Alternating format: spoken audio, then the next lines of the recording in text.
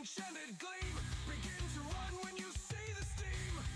We travel the land far and wide, bringing peace with what's inside. I never need a lot of sleep. Before dungeons we dive deep. I don't know why I was made. I don't know why they took me in. For justice I will stay. For evil I'll never run away. I'm the metal god with fists of steel. I try to speak and make the deal. On my morals I'll stand strong, but my patience won't last long. I stay as calm as I can, but I must bring peace to this evil land.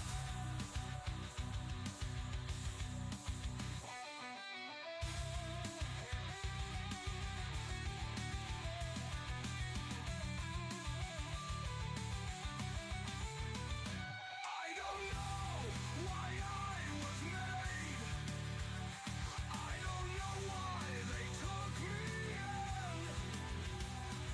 For justice I will stay. For evil I'll never run away. I'm the metal god with fists of steel. I try to speak and make the deal. On my morals I'll stand strong, but my patience won't last long. I stay as calm as I can, but I must bring peace to this evil land. To this evil land.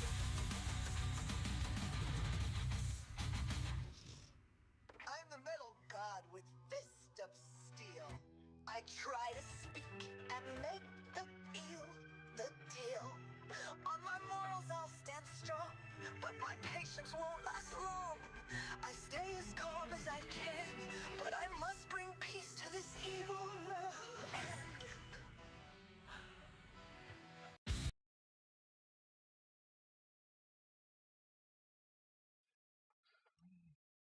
Welcome to the dungeon. Must bring peace to this evil land. I'm a gamer girl. Oh. What happens when I write up the songs and then I just start bouncing through different genres, and eventually there's one that sounds like it fits, and then I just kind of fine tune it from there. So yeah, and that's the one that fell for Bishop. And Yes, I mean, I he's did made out of not. metal. He's made out of metal. He is so metal. I mean, so heavy metal, but I he's a haven't done one pacifist. for Annex yet. Yeah. The Oz one is pretty great. I really miss like the a Oz lot one. of it. We Yeah. need a soundtrack. Yeah, I have them all downloaded. They're in my Plex account to listen to. Yeah. I should put them up on a Spotify channel. What I think's funny is none of our fans get to listen to my favorite one. Oh, I know which one you're talking about. Yeah, absolutely.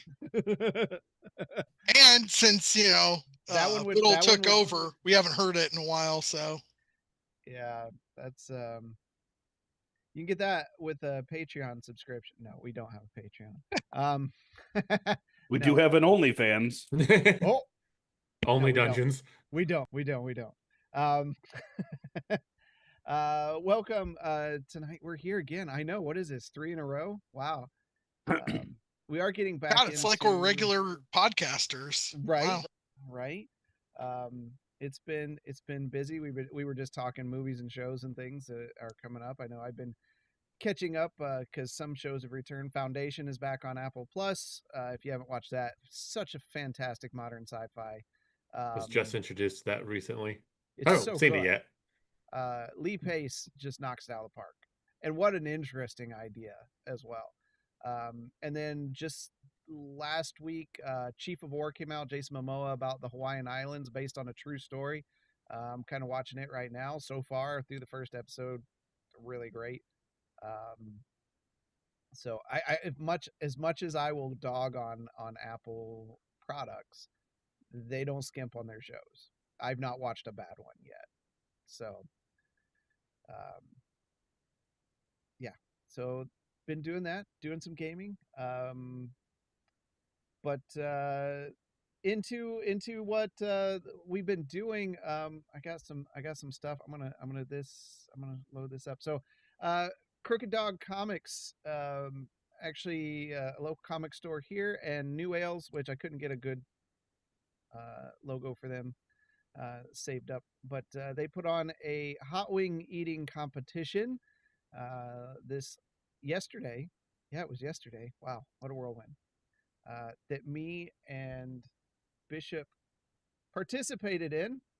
We'll get some pictures rolling here. You'll be able to see in these pictures as we slowly declined, or I did. Mike, You. Is slowly, is that the word we're going with for you? It really was, and Mike can correct me if I'm wrong, but like 1 through 4, we were like, Right. like these aren't even hot. Like I own most of these. These are good. They tasted awesome. Then we had someone show up late, and I don't know what initiated it, but they said, "Do you want us to put extra sauce on the 5th one?" And everybody's like, "Yeah, whatever." It was Da Bomb. Probably the least one that you want to put extra sauce on. So You know that what? one Tasted like ass. Yeah, tastes awful. that's the thing I don't understand is like I've literally tried that sauce and like it tastes horrible. It's Yeah. like I've had hotter sauces, but at least they have good flavor. I don't mind if Well, they're that's hot what we if were they have talking good about flavor. Yeah. too, because it was like after they did the 5th one, so they put the bomb on the 5th wing out of 10. Then it was like, okay, so now we've decided that we're going to uh smother these wings in the rest of the sauces. Yeah. And I'm like, it was so like just the taste of it was so bad. The next 2 that we had, I was like, I couldn't even taste them because I'm like, Yeah. I could smell like the vinegar that was in the hot sauce, but they just tasted like rubber chicken. It wasn't even that bad. Then they hit us with that Reaper one that had the black cherry in Yeah. it. You could And taste in that that one. one cooled everything down, which was I'm like, okay, like my mouth's not burning, I'm like, this one's not bad. I could probably eat this on, a couple of the wings. Then they decided to put the whole bottle of the dab So they took the last on the dab last one. and they put the entire bottle on the wings that they were serving. The entire bottle. Whoa. And it's made out of Pepper X, so it's hotter than a Carolina Reaper. I'd been eating the last dab all week prior to this. Like I like it, but after everything, we went into that one, and I think it broke everyone. Like we all survived, but we were not in a good spot after the 5 minutes. No. And that was the thing. It's like I went through all of these wings where it's like I also had a technique. Like there's video of I tore all my wings apart and then ate them that way so I wasn't biting into them. So my lips weren't on fire for over half the competition because I was just putting them in my mouth. I took 2 bites out of that one and the tears just started coming. Like there was no like, hey, this is hot. It was just, I've got tears running down my face. Yeah. It's like, holy crap. He's laughing at me because I got like beads of sweat rolling down the side of my face. Like the glasses came off and just sweat. Like you can tell like when it got hot for me because I took the glasses off and I had to wipe the sweat. So because the worst thing you want to do is somehow get something spicy in your eyes, that. But we defeated the challenge, and then I went to Kings Island. So probably not the best of decisions, but it was good to watch. So when you see my face in what's the last image where it looks like I got the 10,000-foot stare, um, that's what we had just done when we were not in a good spot. So, and I thought I would help because like they had milk there for when we were done, and I'm like, no, I don't like milk. So but yeah, we had to go through this whole challenge without drinking anything. Yeah. Until the end. So I was like, yeah, why don't you pour me some milk? And I remembered how much I hate milk now. Like I took a drink and I'm like, ugh, that's gonna make me throw up because that's nasty. Not that bad. I do not like Milk's drinking bad. milk. Milk is You like ice cream? I do like ice cream. I don't like plain milk. But that's like saying, do you like ketchup? You like tomatoes? Like, That's fair. Yeah, Yeah. because ice cream has sugar in Yeah. it. Wait, you don't put sugar in your milk? No.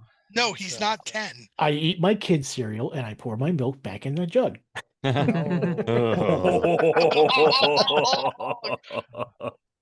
But That is gross. Lawful evil right there for any of our viewers that are not Yeah. familiar with lawful evil. That is lawful evil. thanks again to Crooked Dog Comics and New Wales for hosting and putting that on. Now, when we went and did it, they said the annual, so they may do it next year. I don't know. Yeah. So I mean, at least we had a turnout for it, so it was. we had a good turnout. Yeah, it was fun. It was fun. I would need a year to reset if I was going to do that again.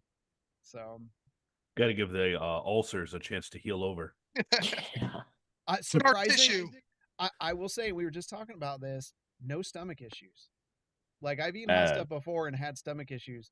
No anything on the lower end, no problem. I Well, was surprised. Nothing above baseline, or Yeah, because usually it's like spraying napalm, but like it was no. I've been fine all day. I'm great. So, and Mike said he's not bad either. So, Nope. so that was well, exciting. Speaking of hot stuff, reminds me. Have you watched or started watching the latest season of Sunny? I have not. That's on my list. We just watched one last night, and it had to do with some spicy peppers. That's all I'll say. Okay. I got to get to that. There's so many new shows coming out like all right now. So What day does Wednesday start this time? Wednesday. Oh, yeah. I don't know. I haven't watched any of that show. But I did watch. Isn't that the show about like the cute goth girl who does naughty Yeah, it's things? Adam's Family. Adam's Family. Yeah.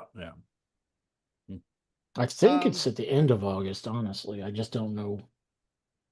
I don't know what day it was. But Episodes 1 through 4 are August 6th, but then they wait a month for the next 4 episodes. They got to try and time it out with October. Somebody's in sales. I mean, that's what I would do. Right? I'd make sure that I'd have like an episode like right before Halloween or on Halloween of Like Wednesday. the last episode is on Yeah. Halloween. Yeah. Yeah, so the next thing is tonight's our giveaway, right? Yes, sir. All right, I'm going to put a picture of the thing up, and yeah, there's the figure right from our Facebook profile. And Wait, I didn't think Cindy we will were take it giving away Carlson already. Oh, no, we have to pay somebody to do that. All right, it's all yours. So are we drawing for it now? Yeah, wait, are we doing it at the end or? I figured we were doing it at the end, but Okay, we'll do it at the end. But yeah. let's go ahead and talk about it. I got the picture up. Yeah, absolutely. So this is Veterus Rapex. He is one of the 2 figures that released between waves 1 and 2. Wave 2 is currently selling out at all the retailers, even though it's only been out for like a month. And Savage Crucible posted wave 2 up for in stock sale on Saturday, and they are already starting to go sold out and limited stock on items. So Veterus Rapex, if you do not win this one, it is still available on Big Bad Toy Store, and check out Savage Crucible's page for your chance to buy one of the Wave 2 figures. All right. Got some interface stuff I got to figure out here. But there it is. That's cool. Scary lizard men are always the best. Best viewers on that website. Gotta love those folks. All right. Quentin, Anax, Marsden, anything cool this last week before we get rolling? Nope. Yeah, they did away with the promotion on Final Fantasy for Magic the Gathering, so now I'm becoming less and less interested in MTG Arena. So I might have to get into real gaming soon. Well, it's like Hasbro trying to screw fans out of new Spider-Man figures by doing a collab with Magic the Gathering. Now you're going to have scalpers on both ends. Yeah. I couldn't even find any physical ones. I had to do it all. I was like, well, I'm not going to do the digital's just fine with me, and I don't have to pay anything to just enjoy it. So it was nice. The physical would have been nice because I'm such a fan, but it's fine. All right. Let the scalpers have their fun. Of the Spider-Man figures, did you see that Mephisto go up, Bishop? I did, but what was it? It's made to order. Yeah, made to order, and $70 for one figure plus a throne. Like, Yeah, no, thank you. easy pass, thanks. It just sucks because it's like with the Magic the Gathering collaboration, they're figures that haven't been released in the Marvel Legends format. So now you've got scalpers for Magic the Gathering because they made specific cards to match the character. And then you have Marvel Legends who are going to want to resell. So you've got two sets of scalpers going after these things, and they're already $40 for one figure and a card. Right. Yeah, Fanboy says you could and can pre-order the physical cards. But speaking of Fanboy, before we get diving into this, okay, everybody, just remember we're going to do the drawing at the end, so stick around. But make sure to check out Banter and Babble. They've got some Let's Set the Tones possibly this weekend. And if you haven't caught up on those other ones, there's been some with our very own Justinian on them. So be sure to check those out on their channel. Let me get that in here. I'm getting to the point I feel like I need another monitor. And also working with Banter and Babble and producing his own content as well. Check out Half-Ass Beer Review. They've been putting together these hilarious little videos for the Great American Beer Festival that's coming up here in about 2 weeks. That's going to be a great time. You can stop by and talk to them if you're going to be up there in the Michigan area, northern Michigan area. If he gets this in the next 10 seconds, he could say what city it is because I don't remember, but it's up in northern Michigan. Go by and check out and experience a bunch of different breweries and things that are available. And as always, don't forget to check out our friends at Truth Beer and Consequence. I still can't say it. So Julia Marco, change it. So Great Lakes Dying on that Beer hill. Festival. It's in the Great Lakes. In the lakes themselves. You have to swim out to enjoy the beer. In the finger. No, Dow Diamond in Midland, Michigan. That's where it's going to be. It's going to be a great time. Someday I will make it up there. I'm thinking about going. I'll make it up there like when Tone comes down for Lobster Mania. So it'll be an equal trade-off. We'll do something like that. And he's got 10 seconds to respond to that. And we're going to go ahead and get rolling into tonight. So without further ado, let's get in the dungeon.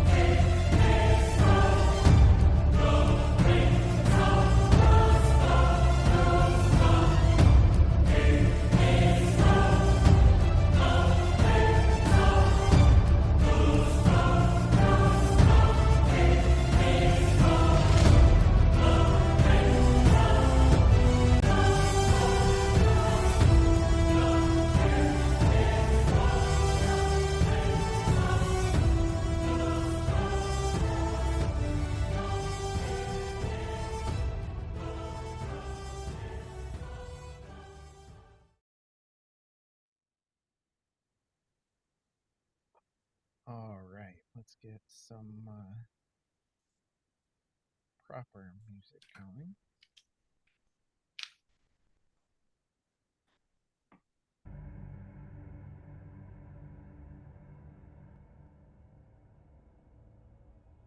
Last week, the party cleansing the Shadowspark Chronicles of their corruption fought against the entity of shadow that was purged from the books. After Marsland almost fell within the first 6 seconds, they vanquished the creature and awakened a interesting armored woman in one of the sarcophagus. The lights flashed. They found themselves in Scutus's farmstead's field yet again, and were welcomed inside. Nursing the woman back to health, she had a little bit of a issue with Bishop, to which Justinian quickly ended, and Gwenton brought her back to life, and they took her upstairs and parted ways. As Bishop and Justinian had a conversation, Jaina arrived with the airship. And that is where we're going to pick up tonight. So, Bishop and Justinian, that you see the airship coming in and landing down. Go in and let everybody know. Hey guys, ship's here. I was going back out to the field to help plant crops again. Okay.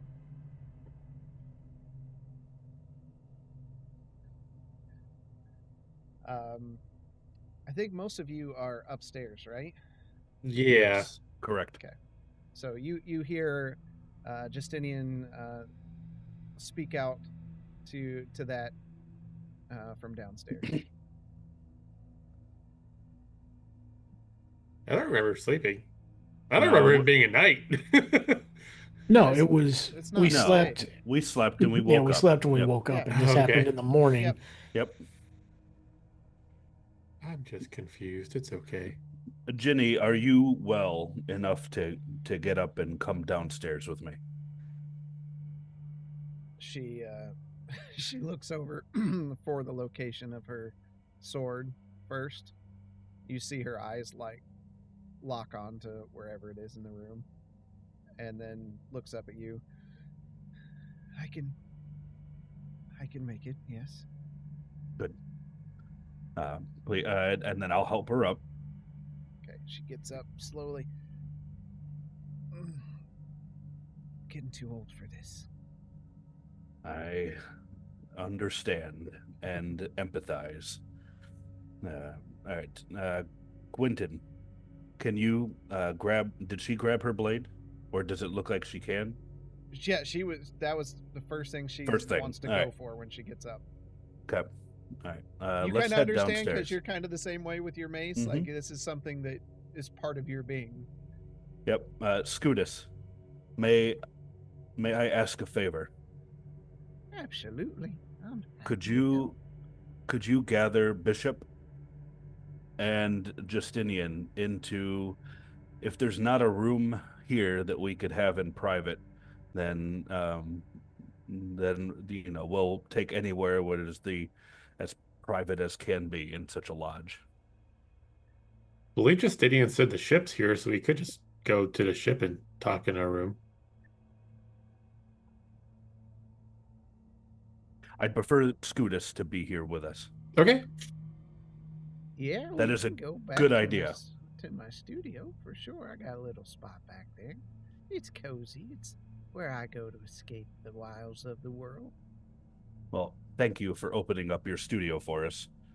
If you don't mind, could you ask Bishop to join us in the studio, and Justinian, and then we will meet you there. Where is it? Is it over here? And he tells you it's on the main floor, kind of back down a hallway. You don't go down very often. Okay. If you don't mind, we will take up residence there and find a seat until you get back.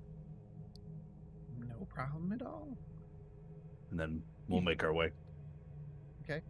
You see Justinian when you come down the stairs. Oh, I see Justinian. Yeah, Justinian. he's there. Yeah. Okay. If you could you join us in the study studio that of Scudis's studio back over here? Sure. Scudis is getting Bishop as we speak. Oh, he's Scootus, he's out in the field planting for you. He Yeah, walked right. that way. I'll get right out to him. Thank you very much.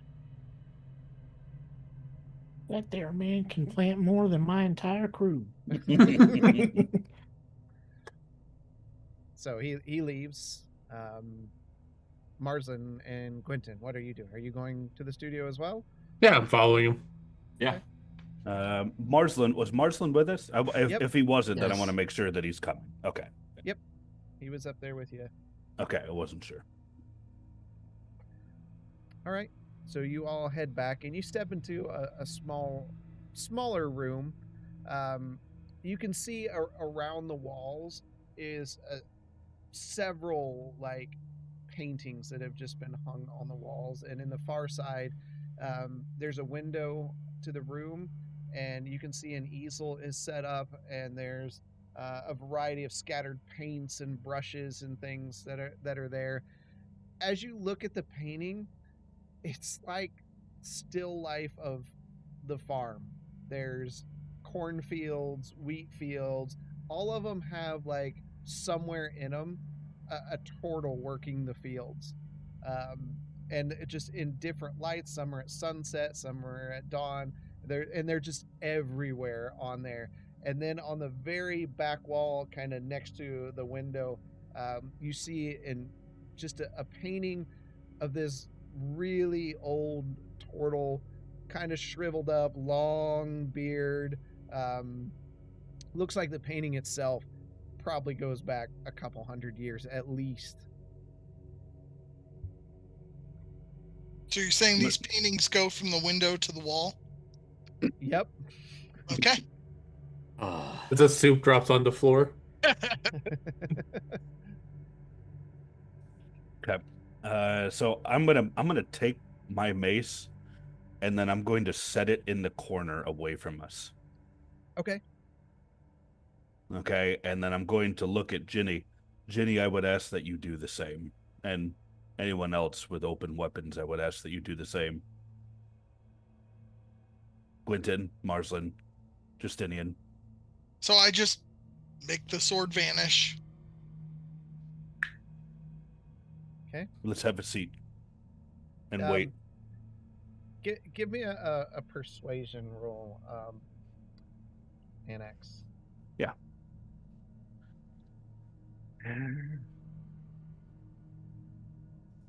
It's 11. Okay. She's very reluctant as she looks around, but she does set the sword right next to yours and comes into the room.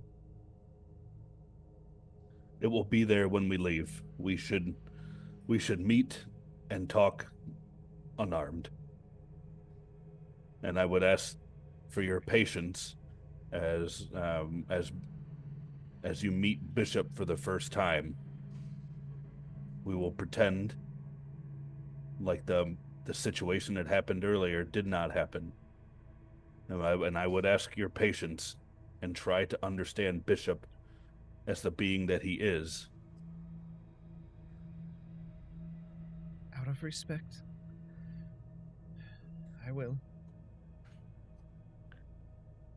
Here, let's go find you a seat. I'll slide my staff into my bag of holding. Okay. I'll Like, leave my mace in the fence. Down. Okay. Bishop, you're heading out, and you hear in the far distance just somebody yelling. You can't really make out what it is. Turn around. You turn around and you see Scudis. You know, he doesn't move fast. He's making his way. You can see him waving his hand in the air. I'll wave back. Bishop! Wave back. And now turn Stop! starts seating. he eventually catches up with you. He's a little out of breath. Could you not hear me? You waved. I waved back. That's fair. It seems your friends are meeting in the studio and want your attendance.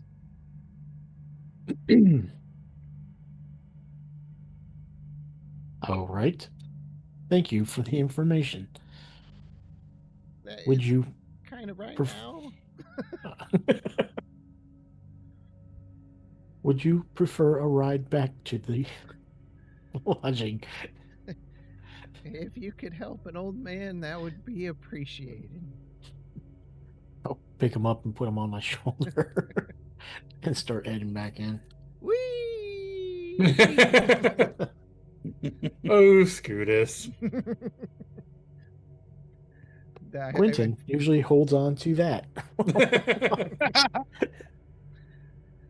I fully believe that the party would go into full rage if anything bad happened to Scootus. You eventually make it back and set him down, and he takes you back to the room there where you see everybody kind of sitting within there as you step in. Seeing all the painting and everything, I'm trying to be as careful as possible not to Yep. knock anything over in this small space. Did you see my message? Oh. Nope.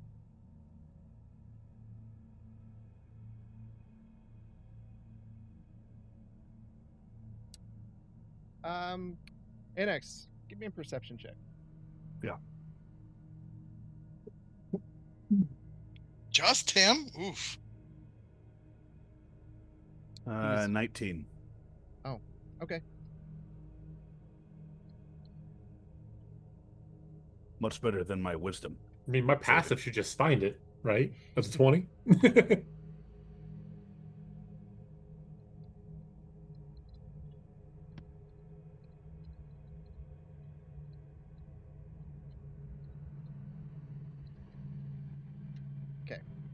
Sent you a message.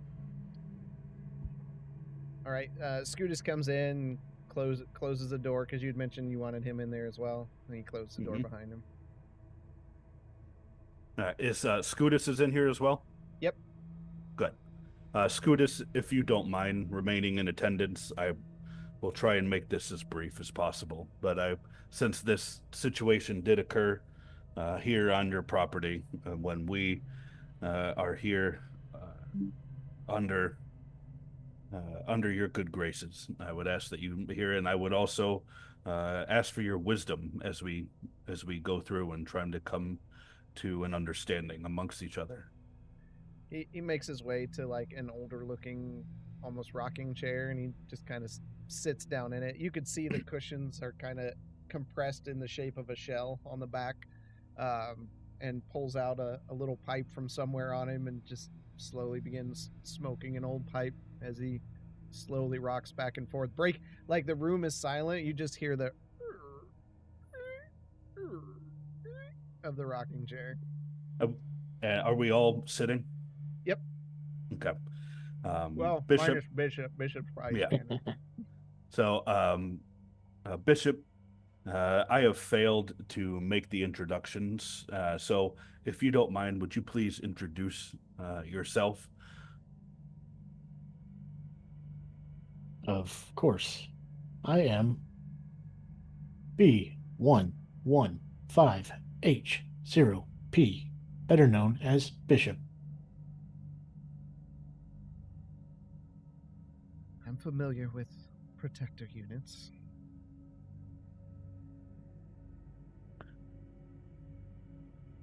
Bishop, can you tell us a little bit about yourself?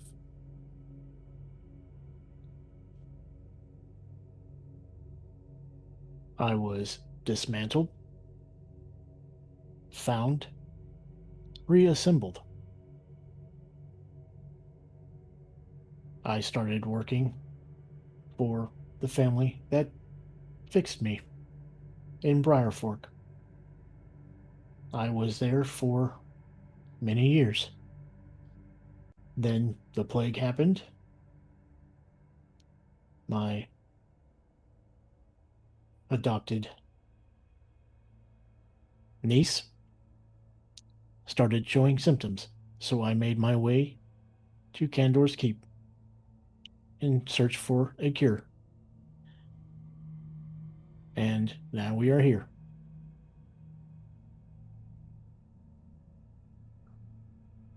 And Bishop, if you could tell us your more about your niece.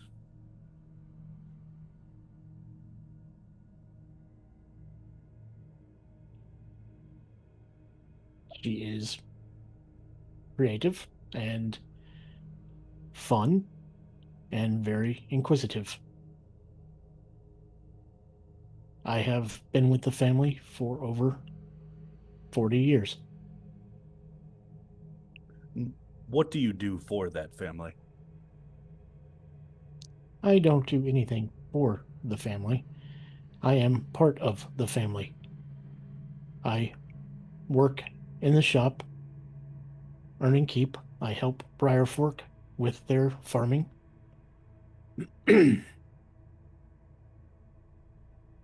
I do as much as I can to protect the city of Briarfork.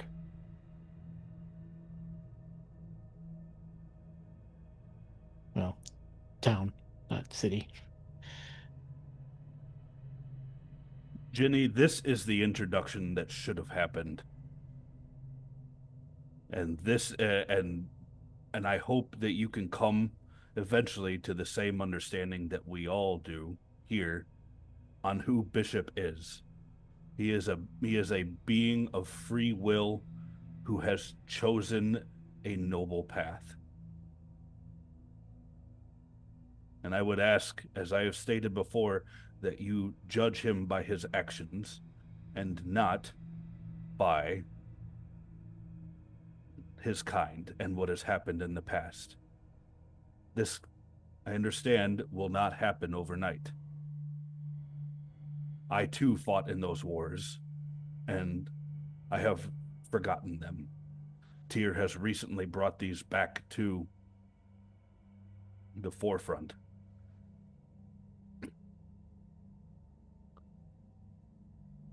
Now, I would ask for a little bit of time as we try to get to know each other a little bit, as because we will be traveling, hopefully, to Candor's Keep. I feel that is a good place to reconvene and possibly have Ginny get some rest somewhere safe until she is ready to go and do Tyr's will. But Why I would ask, her with us?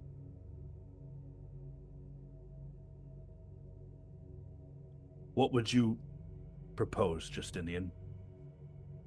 To let her into the world to her own devices?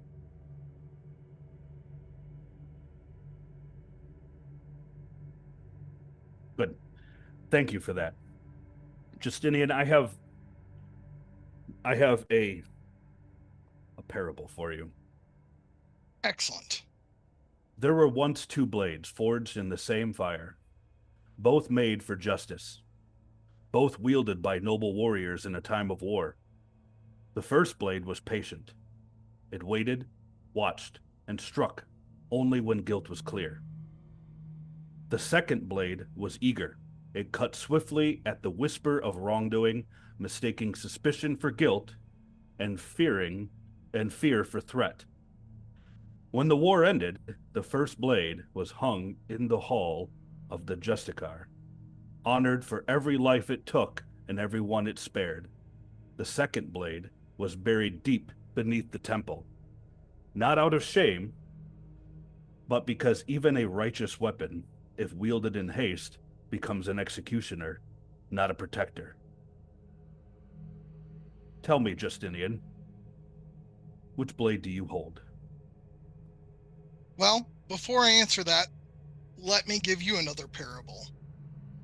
When once someone that I hold dear attacks someone under our employ, you very, very boisterously suggested that we exile that person back underground. We now have someone else introduced to the party that attacked a party member, and you are suggesting that I travel with this person, who I have no connection to, like I did Crow. I don't see a difference in these two actions. If you can explain them to me in an intelligent manner, I will say she can come. But as of right now, I say that she is under the same rule that Crow was. Justinian, I will ask the questions right now. This is You my do domain. you do not own domain over me. And you do not own domain over this table or this group. We are all equals here. Justinian, I hold domain over justice. And Matters over justice, and justice will be met here. You acted impatiently. And you acted in haste. one And of the with that, people you that have took shown me kindness. Justinian, you acted in haste. Do not speak to and me you, that way. Do not and you speak to me took that way. You do not have the right. You are sanctimonious. You preach to everyone, whether they want to listen or not. And now you are asking me to bow to you. I want to know how these two situations are different. I see that you are taking the steps towards the second blade. Whatever you have to tell yourself, I am seeking a balance. I am seeking justice. I'll take it more to a personal level. During the war in the Black Marches, I led a siege at Corthran's Crossing, a fortified bridge town held by a necromancer's thralls. Weeks of blood and smoke passed. Inside that town, there was one man, a captain named Hallmar, who opened the gates to us. He betrayed his undead master and let us in. Because of him, we won the day. But one of my knights, Sir Kedrick, did not trust this captain, saw him once with the enemy, and judged him tainted. While I was tending to the wounded, Kedrick put Hallmar to the sword. When I asked why, Kedrick said he might have turned on us again. Might, not did, not tried, just might. One man's judgment in the heat of fear. The people of Corthran spat at us as we left. They never rebuilt. Kedrick was stripped of his rank, and Tyr never spoke to him again. His prayers echoed in silence for the rest of his days. We won the bridge, yes, but we lost the faith of the living. Justice, Justinian, when wielded in haste, turns allies into corpses and victories into ruins.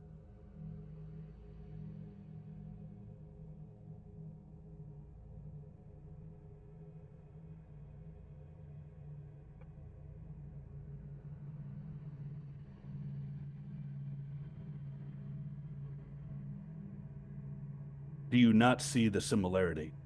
Your actions here, I have seen before, and I have had to adjudicate between it. Justice has to be done. You acted in haste, and you took someone's life. I defended a party member. The only party member that, when we gave our word to Azarok to wipe out the Death Knight, did not run from that fight, but instead stood fast in our vow to eradicate that Death Knight. Bishop was the only one that stood with me and did not run. And I will defend him with my last breath. I have sacrificed my blood. I have sacrificed my very life and my own morals and my own personal goals for this group. I have lost the only person that I had a connection with in this group because the party voted it so. And now you dare to try to speak over me refuse to answer my questions as to how this woman is any different than my own beloved friend Crow. And you talk in parables and rhymes and History, Justinian. History. speak Facts. to your own history.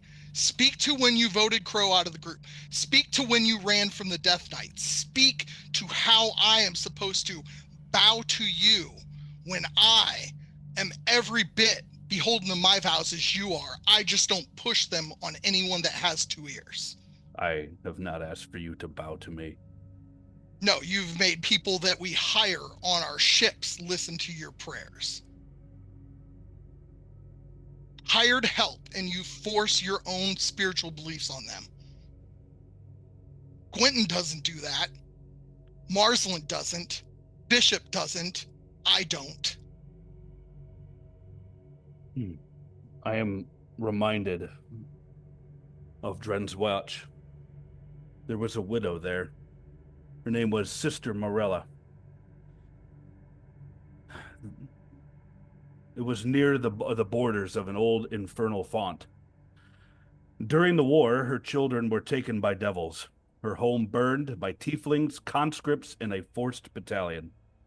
She never fought, never raised a blade, just tended wounds and wept. After the war, we marched through that village with a unit of redeemed tiefling knights. They wore the sigil of Tyr. They had bled for peace.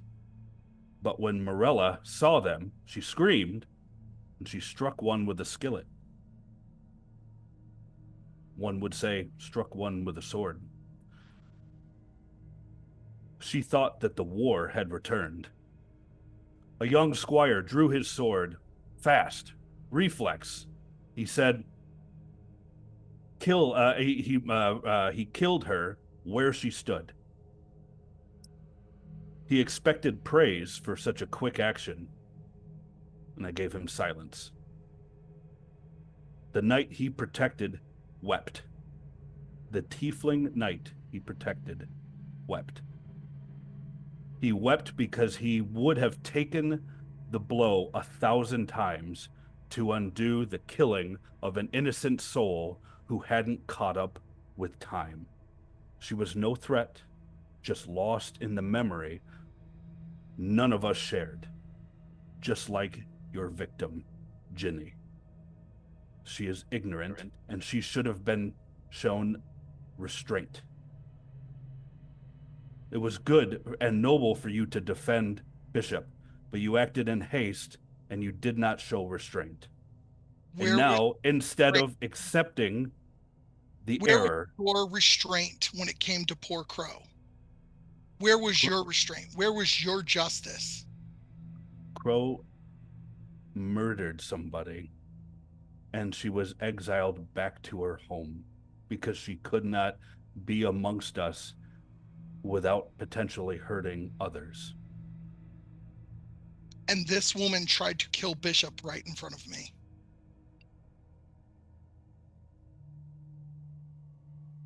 That is the same justice. Every single member of this party voted for Crow to get sent back down to a place where she likely has perished. We for do not know someone under our employ. We don't know what her fate is, but we know that if she was amongst us, more would be injured or more would be possibly killed. That is justice, Justinian.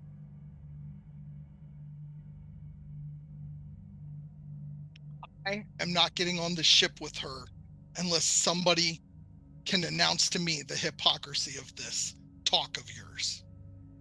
Waking from 100 years of war and pain into the world that takes more strength than any blade you've ever swung, she deserved a chance to see. Once again, you question me when I have died to protect you. When I literally jumped off of a cliff and wrapped you in my arms and cast a spell to save you. Justinian, you didn't kill a threat. You killed a wounded memory. Tyr doesn't turn away from that, and neither will I. Fine. Then if she goes on the ship, I don't go. And that is the choice that I will make. And that is the choice that I am prepared to live with. You talk so sanctimonious and you talk so much on justice and in parables and rhymes. I speak plain. And I'm saying that what I did was defend a party member. And what she did was attack a party member with the intention of killing him. If anybody thinks any different that she wasn't going to kill Bishop if she had the strength, please let me know. We are a group here. It is not just me, and it is not just Annex in this conversation. That is a fair point, and now I am finished, and I leave this up to the party as to what to decide. If Justinian will not atone or seek forgiveness for his actions in not showing restraint, then him or I need to separate from this party.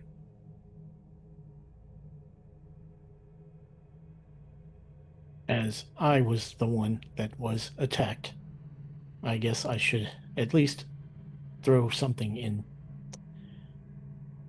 As of the situation with Crow,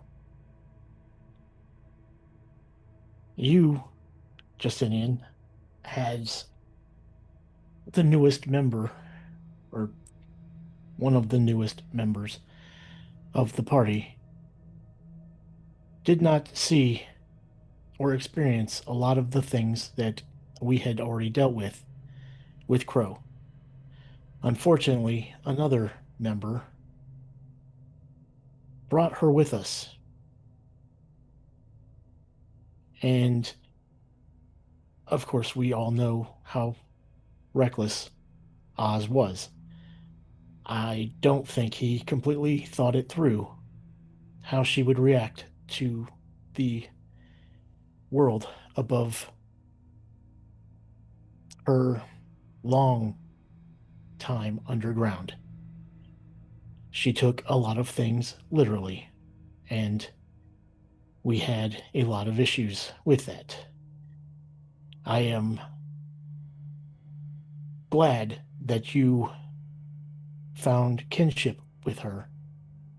But again, she straight up murdered a hired member of our ship.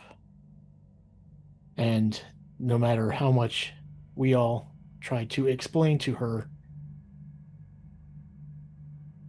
that it was wrong, she was never going to truly understand the ways of things.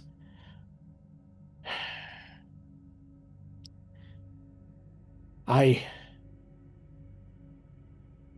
understand that your feelings on Jenny attacking me was in defense.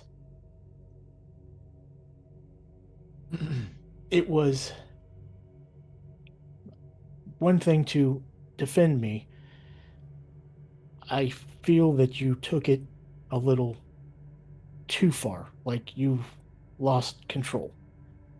There was no reason to attack as many times as if we were being attacked by some of the other creatures that we have encountered.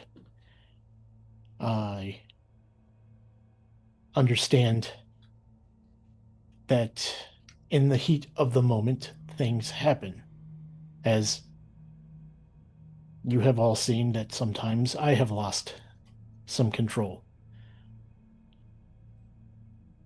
You are still young. But we have to understand this is the first member of Annex's group that we have encountered. From his stories, we thought he was probably the only one left. We were all under the assumption that Tyr had been killed Eradicated. with some of the other gods. I'm sure we were not around when he left his sarcophagus. He was already at the temple in Candor's Keep when we met him. I do not know what his feelings or first thoughts were when he awoke out of how many years of slumber. I do know when I was disassembled and then finally found, I had spent a lot of time by myself. I had a lot of time to realize what I was created for and that I did not want to be that again. In that same aspect, I was awake the whole time. I did not have the luxury of being asleep and unknowing of things around me. The passage of time gave me the ability to think about what would happen if I ever escaped that cave. We literally just brought her back. And naturally, her reaction to me is not the first time we have seen that. There has been people in Candor's Keep. There is Colton Frost. Some of them knew what I was. Let's be honest. When Ethan attacked Candor's Keep, it took a lot for me to regain some of the trust that the people there had, as my kind had torn down walls, killed innocent people. These are all things that we have to take into consideration.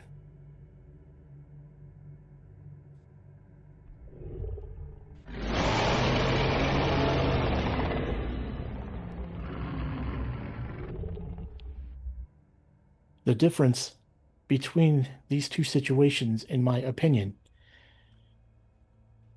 Crow could not understand. Jenny has been thrust into a situation she has not fully realized yet. And that's what I have to say on that.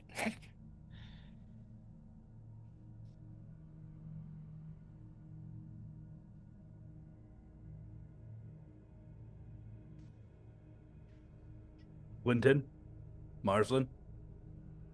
I think that uh, this whole situation got very charged. I think, uh, Jenny, you overreacted a little bit. I think it was a little unnecessary to lash out so quickly without consulting this person that clearly we kept around without attacking. And, well, Justinian, I think you also overreacted a little bit. But, well, as the consequences have shown, maybe overreacted a little bit more.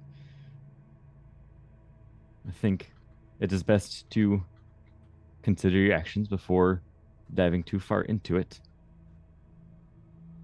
Seems to be just a issue of miscommunication across everybody.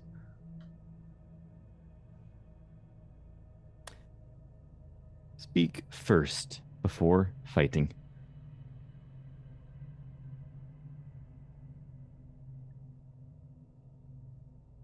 Ginny stands up,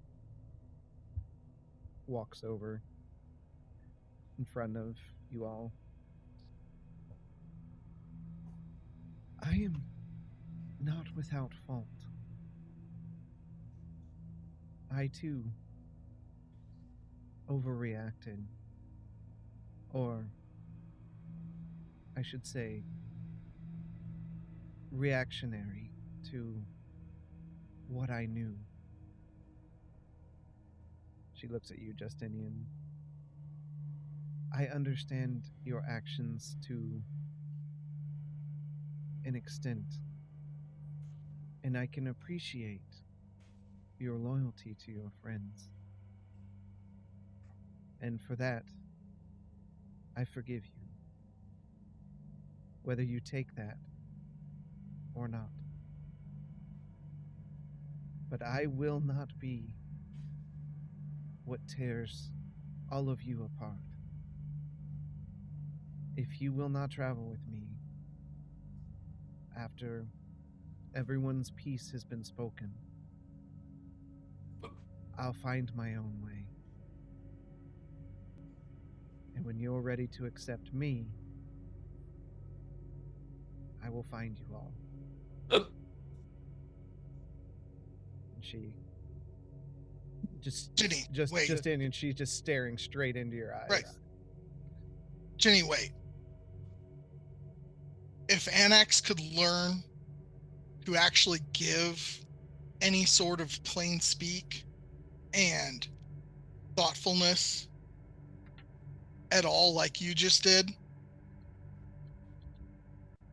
Tyr would have a much better standing in my place. I apologize to you that I lashed out so violently. I don't know if you understand how the spell I cast worked. I did ramp up the power, but it was one spell. I apologize.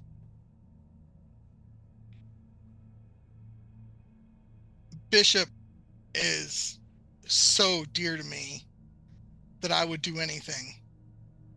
And Quentin and Marslin have welcomed me into the group with open arms. As much as Annex grates on me, I would still die for him 10 more times in battle. I apologize to you, and I ask you to please stay with us and travel with us.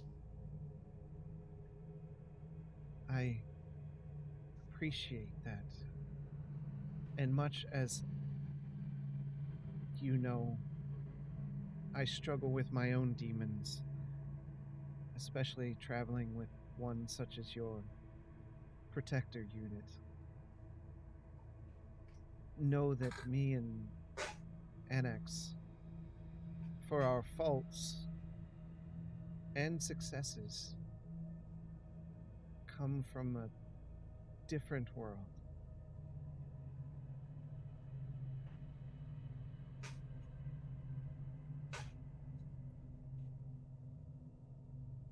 And she sits back. She just turns around and sits back over with Annex. Well, with that being said, and we are all in agreement, and I think, Scudis, thank you for your time. I know it is valuable here on your farm. We have popped up out of the ground and created quite a stir in the small time that we've been here. And for tolerating that, I thank you for it. This is the most entertainment I've had in months. I don't want to see anybody fighting each other or killing each other for sure, but can't say that a lively debate and questionnaire wasn't a little bit exciting in my age.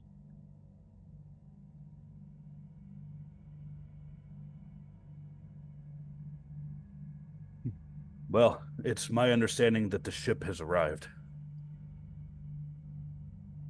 Are we ready to depart with the ship, or shall we rest a bit longer? I'm ready to go home. From the other side of the door, you hear, "Take all the time you need. I found the apples." Try the stew. Jane has just been leaning against the door, listening in.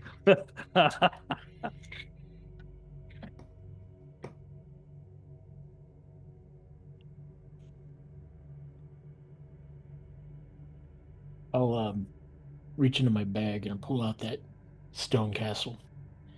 I found this while we were in Dosh. As martyrs of Tyr, does this mean anything to either one of you. She looks at it. If I remember right, I think it was from some sort of tavern that was there. Probably nothing important. Might be able to fetch a few gold from it. Said there was a castle or castle? It's Castle. a white castle. Like a little building? Yeah, like a little white castle that gives Like a hamburgers. little white castle. Okay.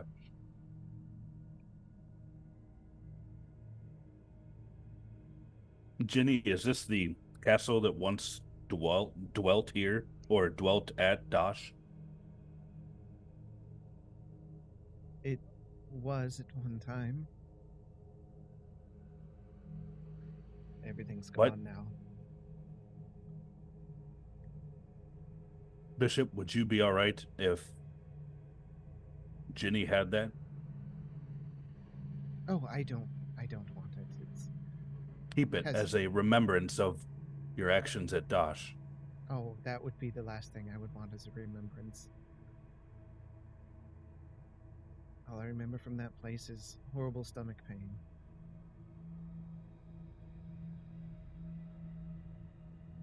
Fair enough. I'll pick it back up and put it back in the bag then. I believe we are ready to go. I'm sure I don't have to tell you to go make sure to pick up your weapons on the way out.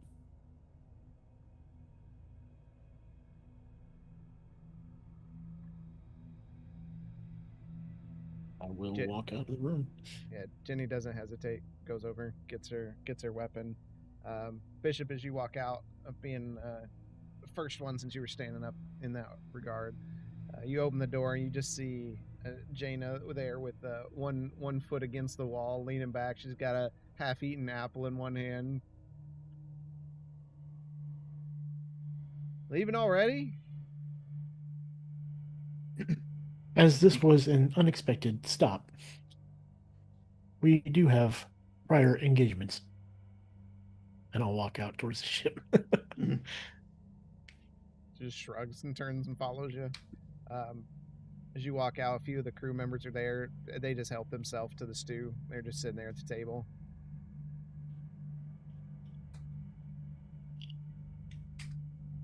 I'm gonna hold back, make sure I'm the last one out.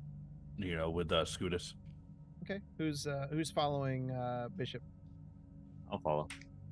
Okay. And who's next? I'll be somewhere in there. Okay. Justinian? I look Annex up and down real quick, and I scoff at him, and I walk out. Okay. And Ginny was in that mix at that time, heading out. All right, so it's just you and Scootus, Annex? Scootus, are you a god? Well, I wouldn't ask questions you don't want to know the answer to. Our appearance here in safety, deep underground, is no small happenstance. Whatever you are, thank you. And I pray that Tyr watches over you and your farm here, and you can continue to do what you do. And I'll turn, and Thank then you I'll kindly for the blessing. Anytime you need anything, you know where to find old Scootus. I miss our talks. As do I. Maybe once this is all said and done, we'll have some time before I rest again.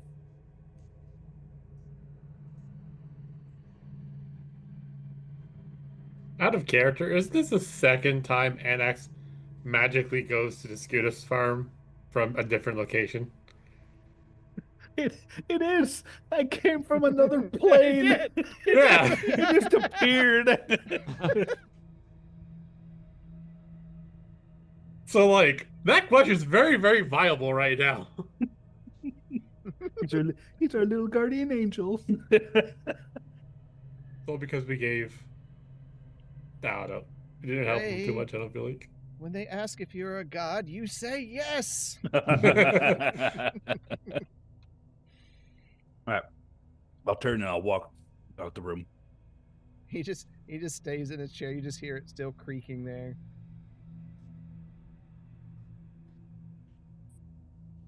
You can see as you walk out, everyone else has walked out of the building toward the ship. You can see a few of the crew people there. Jaina waits for you, knowing you're the last one out. I guess we're leaving now. Yes, Jaina. I believe we have some engagements in Kandor's Keep.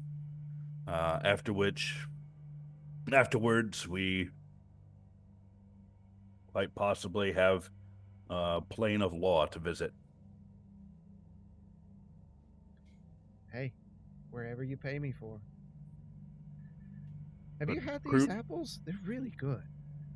I have. They are delicious. I don't know what he does to those trees, but it's magical. I usually find when you find something that's a little too good to be true, it's best not to ask because you really don't want to know. That's the second time I've heard that in the past 5 minutes, Jaina. I will take that to with me and acknowledge it, and start heading to the ship. She kind of slaps her hand on the table. All right, let's go, team. They get up from the table and head to the ship. Bishop, you and you go on the ship. Where are you going? I'm gonna go to the front and just take a seat. Okay. Marsland? We're gonna start heading towards the captain's quarters by muscle memory, and then head back up to the top of the ship once I realize where I'm going. Okay. Jenny's just going to kind of get on the ship. Justinian, where are you headed? I am heading to the very front of the ship. Okay. And I'm just going to kind of stare off forward. Gwynton? I'm just gonna be on deck somewhere. Okay. Nothing too crazy. So after a small bit, Anax and Jaina and the rest of the crew come on board. Kandor's Keep? Please. She nods and walks over there. You feel the ship kind of shuffle and rise into the air as you start heading towards Kandor's Keep.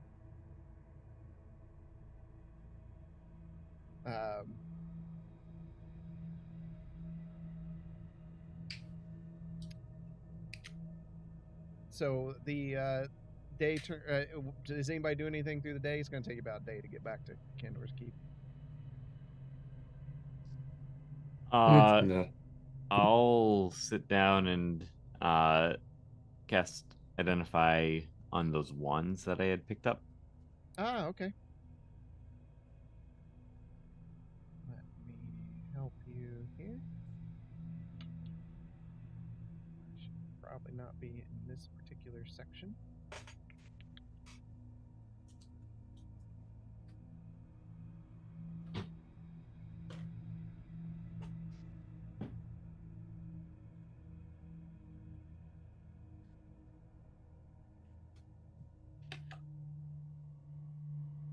I will send that to you.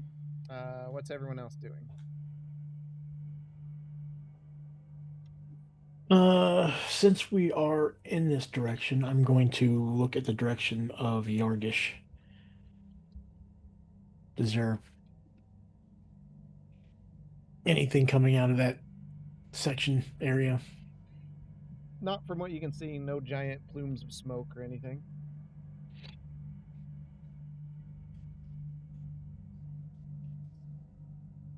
I wonder how they are doing. I just kind of talked to myself. Okay. Quentin? I'm not going to be doing anything. Okay. Justinian? I'm just staring off towards Candor's Keep. Okay. Nighttime comes. You all resting? Mm-hmm. All right. Yep. All right.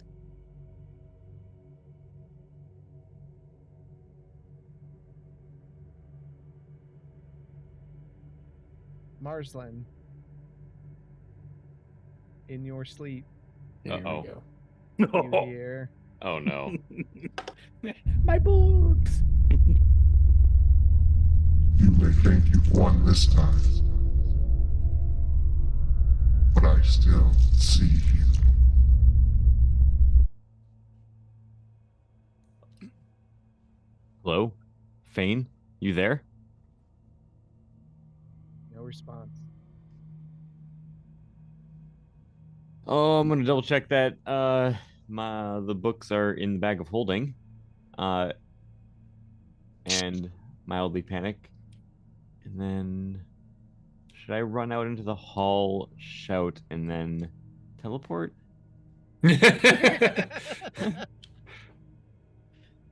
I'll hold off on that this time.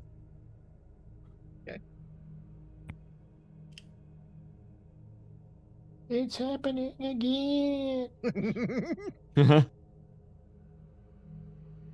I'm going to be during this trip. I'm going to be trying to catch Ginny up to speed Okay. with what has been happening. I need to talk with Bishop first, okay, or the rest of the party really about Pora, okay, because that's going to come to the forefront before we get to Candor's Keep. Okay. Okay. The morning comes, and if you all gather, you can have those conversations. Yeah. Ginny's still resting, I assume. Or if not, I'm just going to ask to separate from Ginny for the time being. Yeah. Yeah, she gets up as normal, but yeah, you can tell her to go.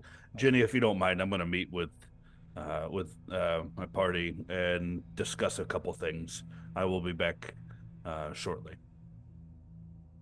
She just kind of holds her sword up on her shoulder. No problem. Yep. Walks down into the ship. Gather everybody. All willing participants. I'll be there. Right? I think that's everybody. Okay. Okay. This is going to come up, and based off of her previous reaction towards people that were once enemies, she is going to find out that Pora Shadowspark. Wait, did this happen to you during the night too? What? Oh, You had a dream about Pora last night, Marsland? no, sorry, I didn't mean to interrupt. You can continue. I'll say what I had to say after.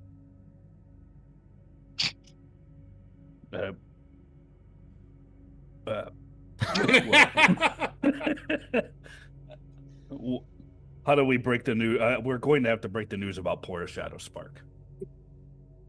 Okay, I've caught her up on a majority of what's happened. I have absolved her name from it. But Does she Pora have to was meet? on the side of right. I'm pretty sure people knew that. I understand that she has the last name Shadowspark, but her being from the wars, I'm assuming she would know that Pora was in conflict with both Thane and Ethan. Well, I think that depends on when she went to sleep, Bishop, because initially Aura and Thane were training under Atheon together. And it wasn't until Atheon's grand design that Aura switched sides. Am I right in that, Marcelin? You're the historian. I think that checks out, right? Look at your note. History check.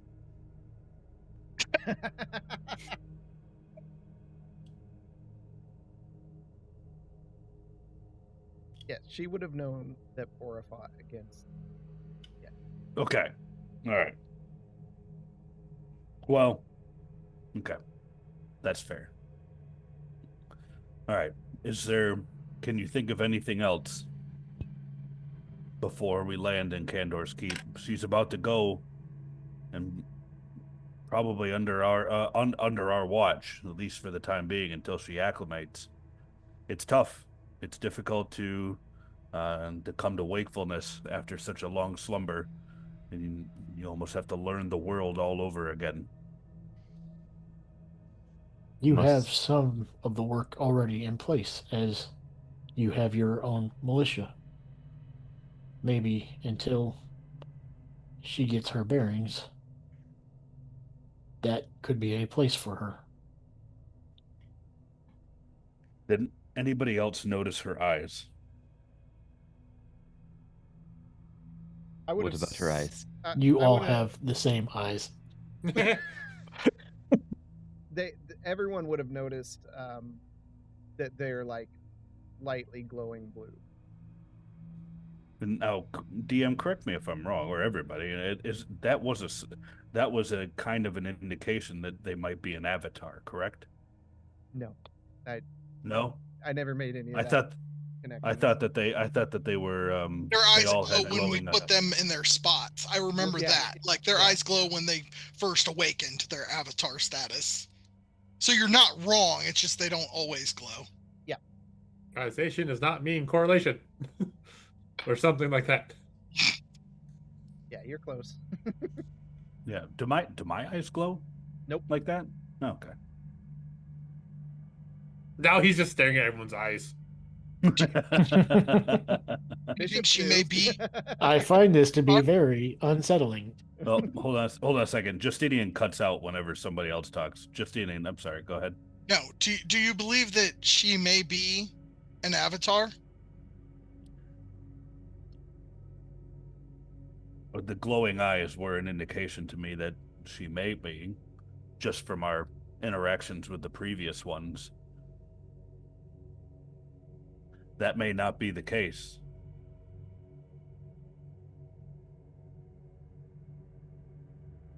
Well, I trust Tyr, so I will trust her, but I will also do so with the wisdom that I've gathered over time.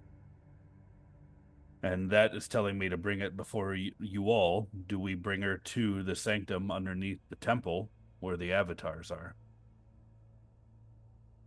I definitely think the temple needs to know that another of your sect has emerged. I would agree with that. That was a given. She can find rest in there if need be.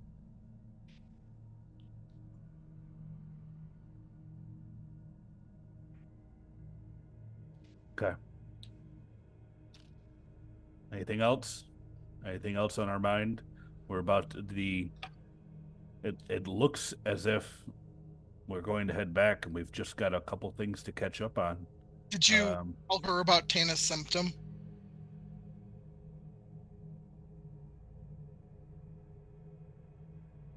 What, out of character? What's significant that I need to be cautionary of?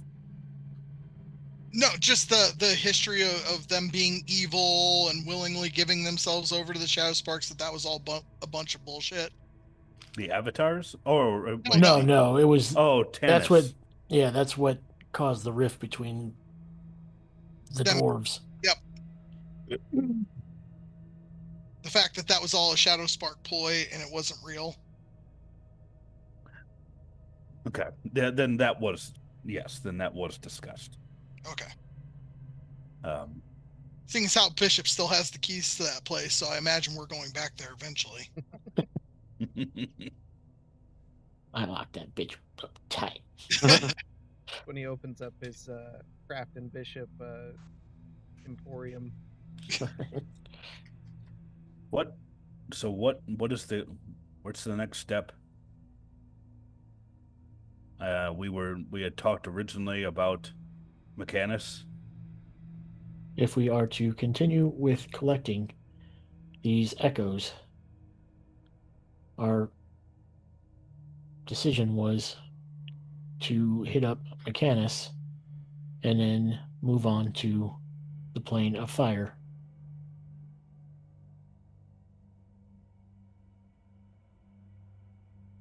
I'm going to interject and finish my thought from earlier. I feel it is probably important for all of you to know. Well, there's no easy way to say it, but it seems that cleansing the books might not have broken whatever that connection was that allowed Fane to come to me in my sleep.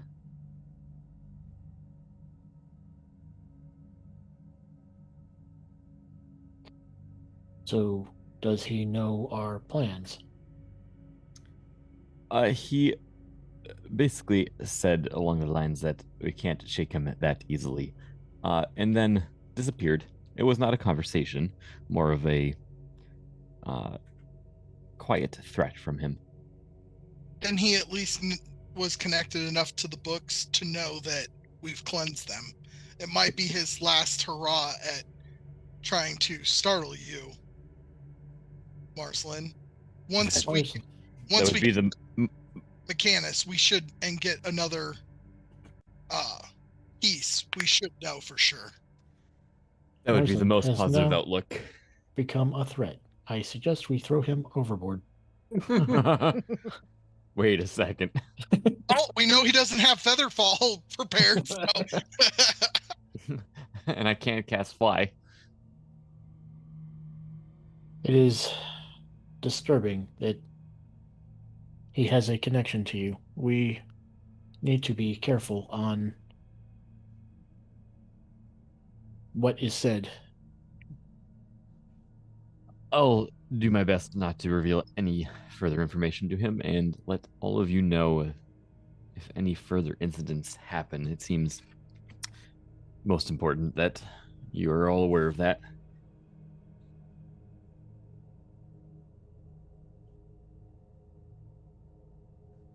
You read the books. He's gonna take that with him to his grave. Yep. You were warned. Don't worry, Marsden will be the last one, the only one that survives without having any knowledge of what happened. By the way, I want to put out there that Marsden, did you pick a book today? I would have picked a book, yeah. Yeah, okay. Yeah, I don't care which one. But yeah. He does have a floating book beside him like at all times now. I forgot about that. Yeah. Yes. Are they Shadowspark Chronicles? All you know right now is there's just a closed book just kind of hovering beside his head. An ethereal book. Well, I mean, I helped him pull the books, so I mean, I didn't recognize either yesterday's cover or today's. No, it's okay. They're not just exactly a random like glowing book that follows him, right? Yep. Marsden, do you care to tell us about your friend? And then I'll look over at the book. It's just me. I was speaking more of the floating pile of paper beside you. Floating pile of paper? I've never heard such a horrible insult in all my time. Oh my goodness, Marsden, the book, the floating book. Oh yes, that appears to be new. No shit, Sherlock. Perception check 1. That's like right there. Here, give me strength. Marceline. It happened after. Well, it happened after we cleansed the books, and I mean, I wasn't going to not open up the cleansed books and see what happened to them. Unclear exactly if this is related to that, but I would have to guess yes.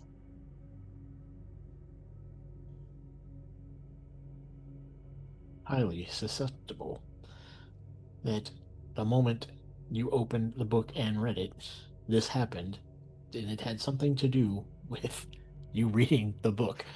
I would have to put two and two together as well.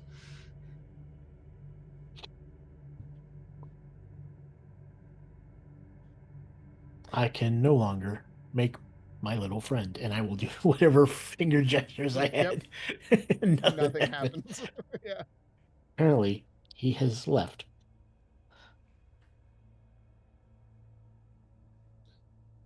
Marceline, can you still summon Aaron? Oh no, I've lost my connection to Aaron, but I do have seem to have acquired a host of new abilities that I think will help the group. Like what I have on right now, this I pointed towards the floating book. This essentially just grants the bless spell upon all of you while you're in my presence for the next 8 hours.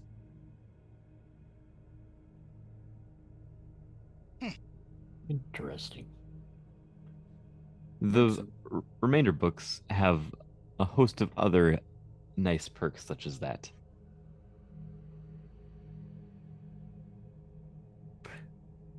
Can give you all some temporary vitality.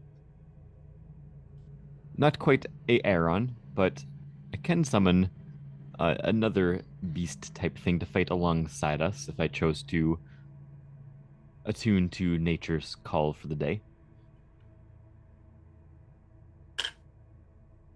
Continue remaining useful.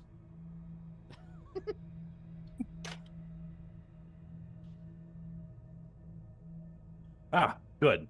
I had to find this out first. Marceline, who is Aaron? Oh, met this Aaron. person. The group only got to meet him a few times, but the first time was definitely a dramatic introduction. I learned how to conjure him into being by reading one of the tainted Shadowspark books. I let him It was go just- on for like 2 more sentences, and then I interrupt him and I just go, air elemental that Marceline summoned. And then I just walk away.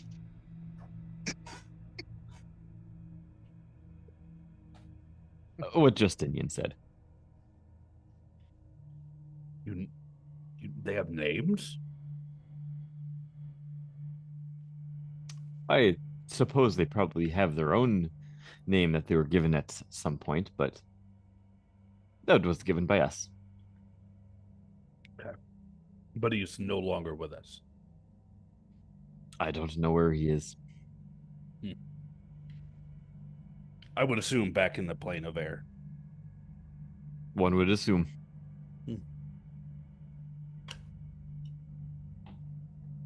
But you can summon another creature?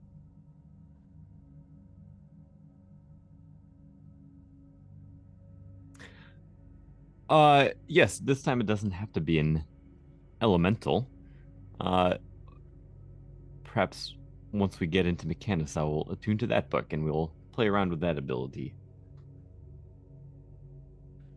I'm not sure we should be playing around with the echoes. It seems that when we mess with magics, bad things tend to happen. I'm so, like, out of character. I'm so concerned that the books that we spend so much time cleansing are going to end up in a bag of holding or exploded across the freaking plane again. Ether plane or whatever it was. Astral Sea. I don't think you got to worry about that.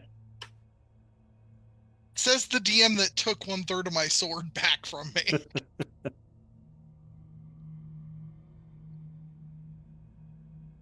Well, seems that we'll be at Candor's Keep soon, so I'm going to. Everyone doesn't have a problem with it. I'm going to be with Jenny and then helping her with the acclimation process. Sounds good to me.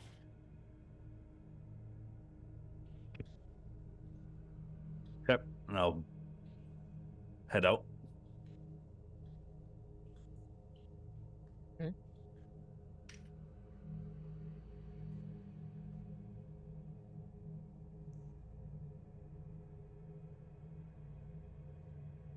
Anyone else got anything going on? Nope. All right. Send you a message. Okay.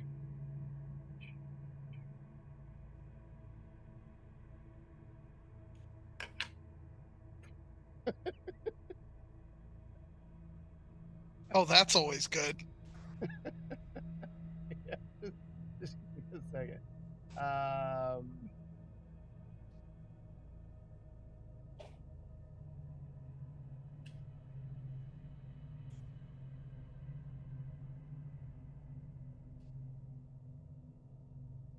As you all kind of disperse and go your way, you just hear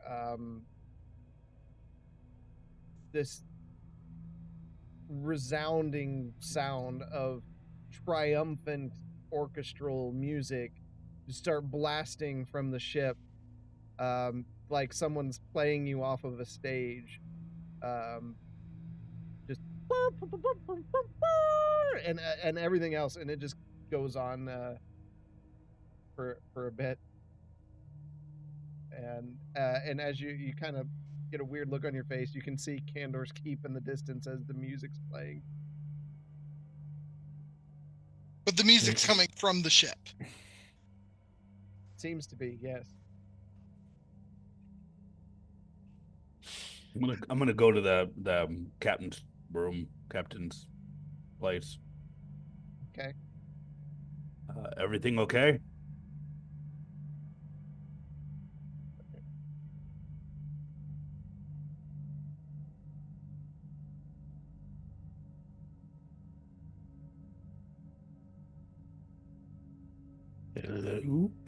Just 1 second.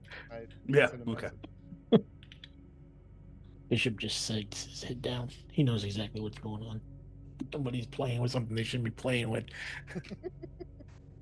And he knows who. Okay. Okay, so as you turn around and head towards the captain's quarter, you see Marsland. He's got some kind of stick in his hand, and he's just waving it back and forth. And you notice, you can put 2 and 2 together, and you notice that like the cadence of the music is matching the cadence of his thing he's holding. Marsland, do you realize that we can hear that across the ship? Oh, I'll stop waving it. The He music startles stops. me. Like the silence comes in, and I'm just looking around because I've regained a sense. Can you all hear that? Yes. Oh, fascinating. I kind of assumed it was just me that would be able to hear that. Nope.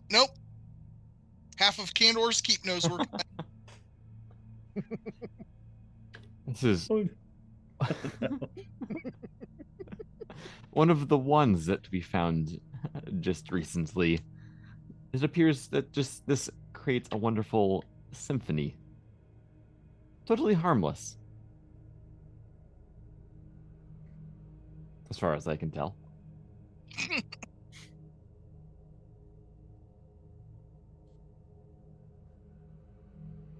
Well, would you like me to keep playing? No. That was a quick answer. I was startled by that, and at my age, Marsland, if you get startled by something unbeknown, you'd rather it stop. Do you mind if I try this other wand with you? Should we be on land? No, these all seem to be just mostly gags, totally harmless. You know what, Marsland? You let me test the spell out earlier this week. I'll let you test this wand out on me. Okay. All right. I need you, Justinian, to roll a charisma save. Okay.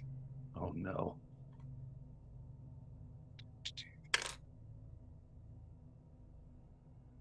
Can I willingly fail it? Yeah, you can always willingly fail a save. I willingly fail it because my charisma's through the roof. Okay. Yep. You are uncontrollably smiling. And you just see this massive, big old toothy grin on Justinian, and the teeth are, as you've noticed, because he pulls them out. Like, it's not a great picture. They regrow. They regrow, but like, I don't know. In my head, I see that they're probably Various not the states cleanest. of- Yeah, Yeah. they're various states of regrowth. Yeah. I'm not sure what just happened. Marsland, what happened? This, Justinian, why are you smiling? What this happened? one, this one is it's quite simple, really. It just makes you smile for a whole minute. You need a wand to do that? Here, let me show you. And then I'll smile. Can you hold that for a whole minute? I have seen no need to do so. When the minute's up, like my face just relaxed, and I was like, "Yeah, never mind. You don't get to test anything for me anymore. My jaw hasn't hurt like this since my 16th birthday."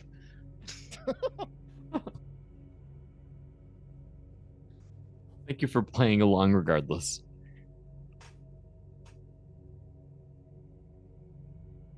All right. The ship begins to descend into the bay of Candor's Keep as you've returned to Candor's Keep. Where would you like to go? The light on sparkers. Team, I'm going to take Ginny to the temple. Shall we all stay together, or shall some of us go to the academy? I would like to go to the academy with you, Marsland. Ah, that reminds me. I was distracted by a symphony and smiles. Ginny, do you recall the name Pora Shadowspark? Yes, I know her. Well, I imagine she has passed some time ago. she has not. She is actually the head of the academy here. And I'll point to the large building in the center. Or wherever it's at. Yeah. So, Pora is here and fought with us, as you heard from Bishop. Fought with us against her own sibling. I think Ethan was her uncle. Ethan was the brother. Ethan's the uncle. Yeah. Yes, and Fane's the brother. So I fought against her family, Ethan. Why is it sad? What are you gonna do? We Not just sad. got to know her. This is sad. Oh, okay. You're not hearing the French singing yet. Oh gosh. Okay. Yeah, Well, you had a hell of a fight there, Ginny. Like, Poor and I managed to kill Ethan together. It was really cool. Must have been. He crumbled to dust, and that's how Marsland got that staff right there. She just kind of nods at you. well, I'm going to head to the temple. You can join me if you wish, but I feel that we are safe currently. I'll stay with you if you don't mind. Of course. I will be going back to the house. Quentin, you're going to the temple as well? Mm-hmm. Okay. Everyone goes their separate ways, so we'll deal with the temple first. You arrive at the temple. It's its normal bustling activity there. What would you like to do? Present to you the Temple of True Silver.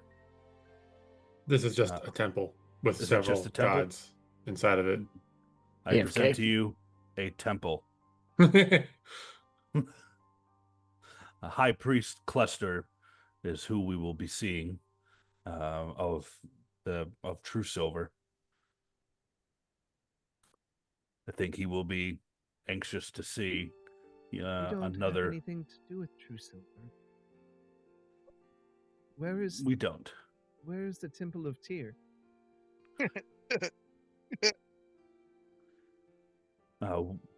There is no Temple of Tyr here yet. There used to be. Do I know the history as to why that is not the case? Nope. Yeah. I am unaware of what transpired amongst the followers of Tyr here. That will soon change, though, because we've just gained 25% more of our of our members with you coming about. Then we're going to head up the stairs, and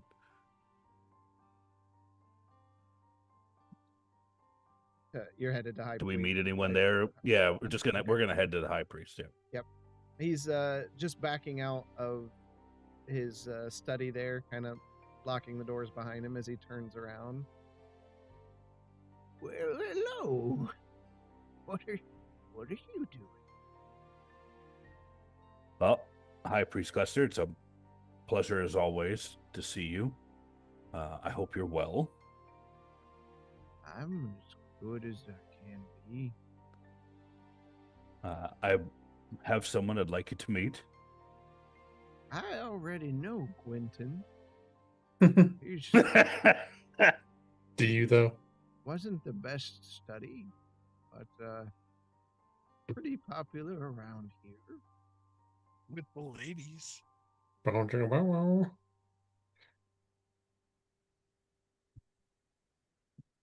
I somebody else, not Quentin. Which, by the way, do we have some stories to tell you about Quentin and how he saved the party against a demon unlike any I have seen in a very long time. So you should be interesting. very proud of Quentin and how far he's come since he was here under your tutelage. I only hit it one time.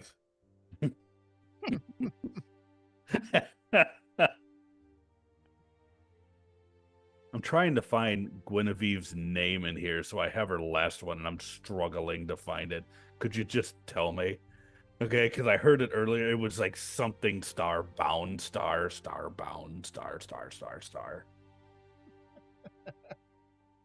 Let me go back. Does Star. anybody keep the full names of their pet NPCs? Right? No, everything's called the Brindle Star. Oh, it's so far away. I'd have a full name if I had a pet.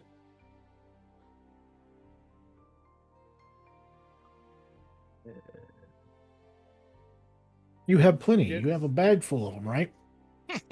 Genevieve Boldstar. Bold Star. All right. High Priest, I present to you Guinevere Boldstar, the Genevieve. Paladin of Tyr, You're close. Genevieve. And I'll step bows to the him. side. High Priest. Oh. See. She looks up at you. Is she pregnant? What? I just figured you might have found someone. She has recently awakened. We found her at the ruins of Dash. Oh. She has been in slumber for many years. Since Dash was whole. That's been a long time.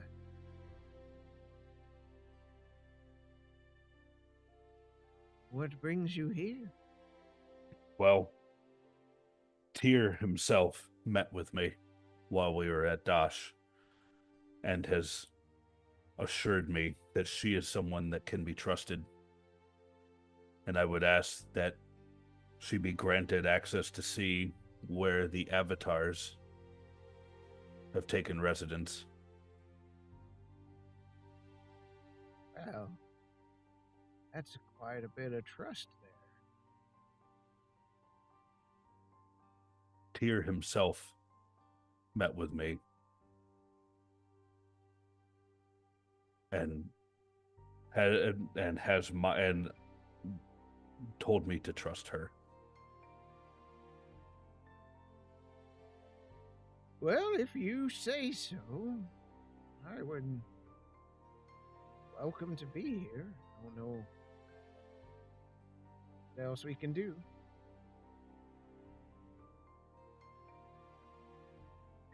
Seems like before long the whole city's gonna know where the Avatar rests.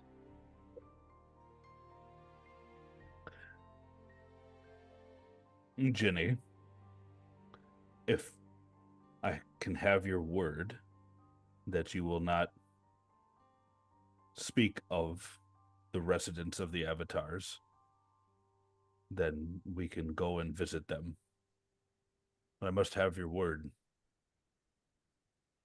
She gives you the salute of Tyr, Mhm. closed fist on chest, and nods at you. Of course. High Priest? Well, follow me. He starts walking that way. Quentin, would you like to join us? Sure. While they're walking that way, Bishop, you arrive at the home. Go in and go upstairs.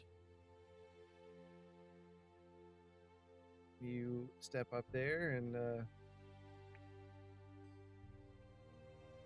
Bryn says, "What's your break this time?" Nothing. I have no different than the last time we were here. We are in between missions, so I figured I would come and help. Good. Just finishing up that last request. Your stones, as it were. Can I pass you some kidney stones? They're just bolts that come out of Bishop. Yeah, I'll just spend my time doing Okay. whatever she needs. And Marslin and Justini, you arrive at the academy. They let you in. They do. Is Drisk readily apparent? Yeah, he's usually not too far off. If not, you know where to find him. Okay. We'll go find him and then request his assistance in finding Pora. You know where her office is. Yeah, but this is the polite way. You find him. He's in his laboratory working on various potions and things. Pulling her in the middle of the night in her head without warning. He's trying to be better, guys. What is Marslin? I'll ask this in character. Just what is your position exactly again? I'm one of the High Wizards, but it seems like I'm the liaison for anyone who comes in. Oh, I thought you were Pora's personal assistant. You see his face just sink down as in best lizard man as it can. It just. What do you need, Marslin? Oh, we have some exciting updates. We have managed to cleanse the Shadowspark Chronicles. I was hoping to share this achievement with Pora. Did you forget where her door is? No, but I was told you were right at the entrance and figured I'd bother you first. If his face could droop down further, it would. There's definitely like a disapproving stare. Shall I take you there? You look busy. I think we will go find her ourselves. Sorry for bothering you. Is there anything I can do for you at all? Right this moment or ever? Ever? I'll have to take a rain check on that. Drisk, actually, there is something. Could you tell me who here at the Academy would be the most learned on the automations like our friend Bishop? Like, who knows their schematics, their designs the best out of any member here at the Academy? There's not many here, as that's not a pure magic, more a study of magic.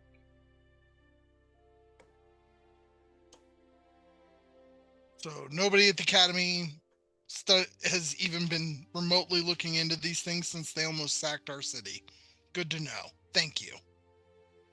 Not that I'm aware.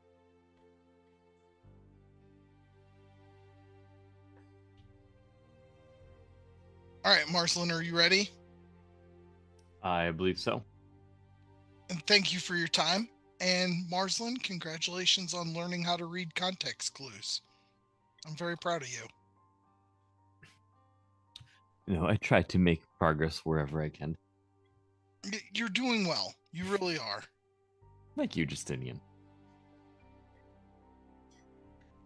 We'll head to Pora's office. Okay.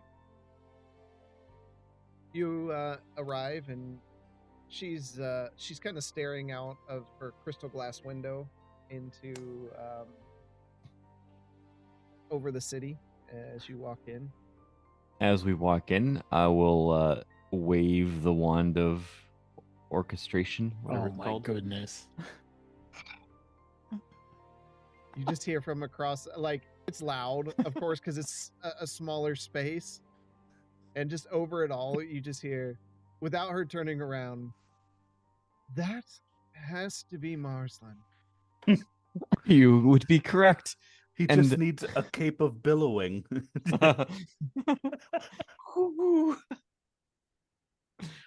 Do you hear that music? That is the wonderful rejoicing of a great victory of the Light and Sparkers. She turns around. Are you finished? I'll make that go away. Sorry, I suppose the music is not everyone's taste. I guess not. Tell me, I'm interested. And she sees the book glowing. Did you purify the books? Hence the music. Well, congratulations. Quite an accomplishment. Tell me everything.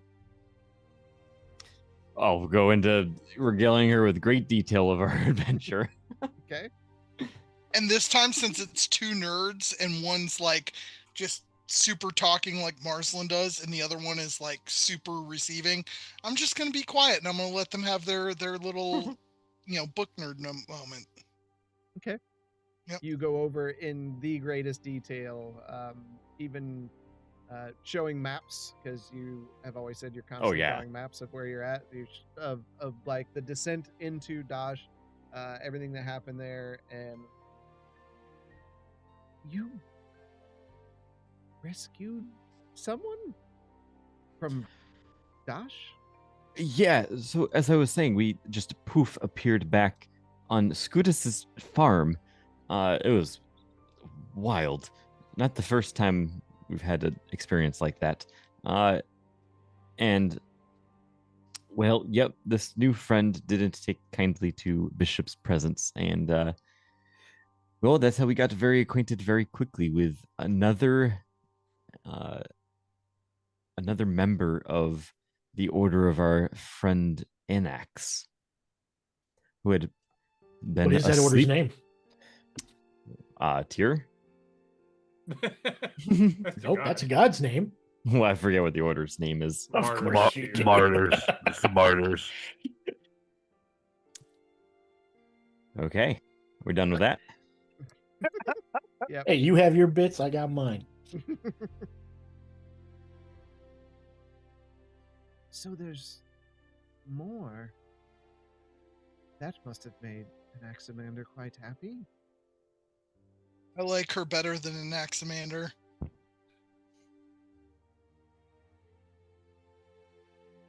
People who are martyrs of their faith may come on strong, but their intentions are always pure. Absolutely. And I see you've not only cleansed these books, but activated the echo. Do you feel any different? Do I feel different? No.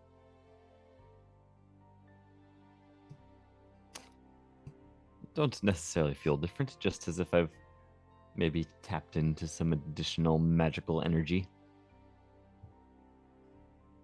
And when all threats are gone, what will you do with these? Well, I think once they've served their purpose in defeating this evil, I think they should have a fitting shelf somewhere in the academy. I'm glad you brought that. Marslin, for your great accomplishment, I would like to promote you to the Archmage of the Academy, giving you access to the 6th floor. The 6th floor. Now, I need you to understand something about the 6th floor. Oh, You're- please tell me. You're getting into a pretty rare area of the Academy. Very few, Drisk, myself, and a few others have access to the 6th floor. You cannot take anyone with you beyond the 5th floor. Why not? Marslin, you cannot take anyone with you beyond the 5th floor. Understood. Clear as day. Marslin, well, I don't want to rain on your parade.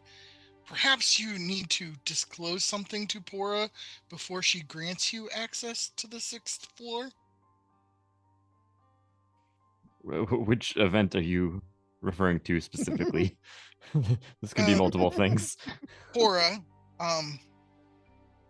even though the books are cleansed, Thane is still talking to Marslin. It is unclear if it is through the books or if it has transcended the books. It has not been much communication. The latest was simply a couple words saying more or less that we can't get rid of him that easily, indicating he seemed to have understood what we have done. It was not nearly as visceral of a connection as at first. He's marked you. This is not curse. It's not curable. You've done something to draw his interest, and the mark is on your soul itself. Oh, great.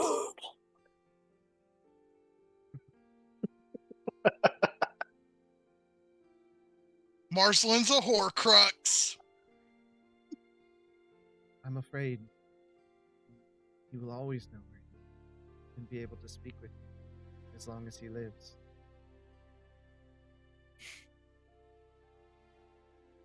So I can keep the books. Oh my god, that's what you're worried about? Of course. You're not there, course. Robot Man. Cliff They're- Steele. they're- yes, they're yours. Yes. I guess that just gives extra motivation to deal with him ultimately. Do you think he can understand where I am? Absolutely. Oh, joy. Is there any way to block that? None that I ever found out. I suppose that does hinder us quite a bit. We won't be able to approach as a surprise. But as I mentioned, when you're done, the 6th floor is where I almost regret saying this. The 6th floor is where we keep our banned books. It's a separate library that you will have access to. Books from other worlds, other planes. There's a lot of knowledge there, a lot of power. Be careful. I promise, Pora. On my parents' grave, I will be careful.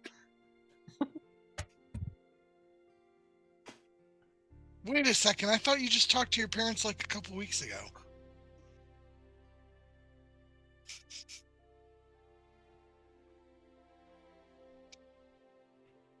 Just be careful.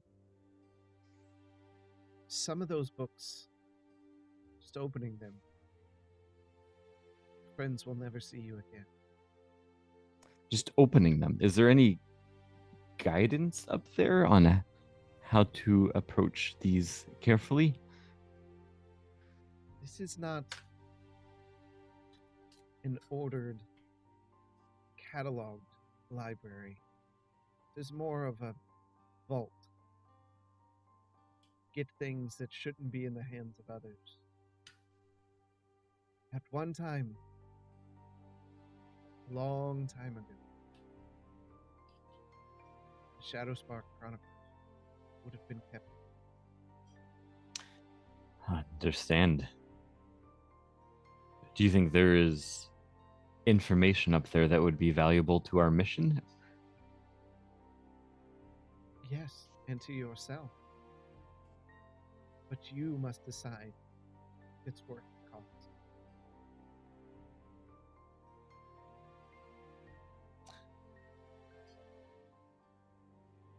I'm assuming simply stepping foot into there isn't a risk in itself, or should I No. be concerned of that? No, sometimes I walk through there, clear my mind.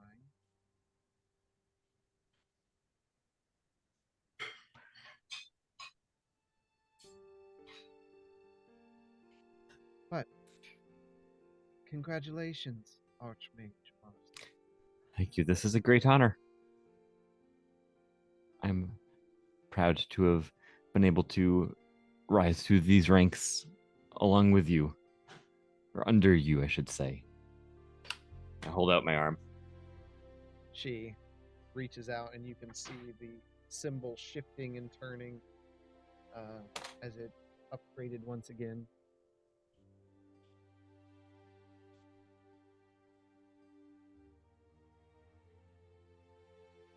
Where will you go next? Probably off to another plane. I think we were leaning towards potentially Mechanus. And she gestures toward the wand. Remember, chaos is not welcome in Mechanus.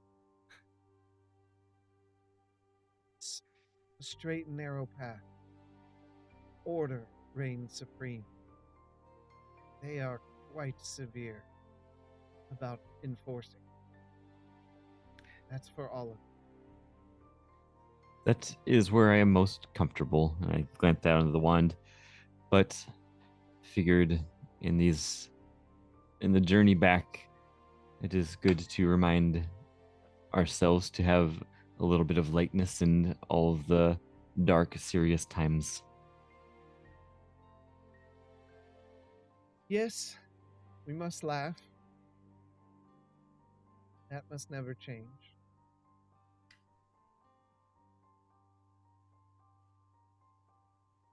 But can you feel the darkness in the air? It's growing. Palpable. I fear the peace we've had these last few weeks won't stand for long.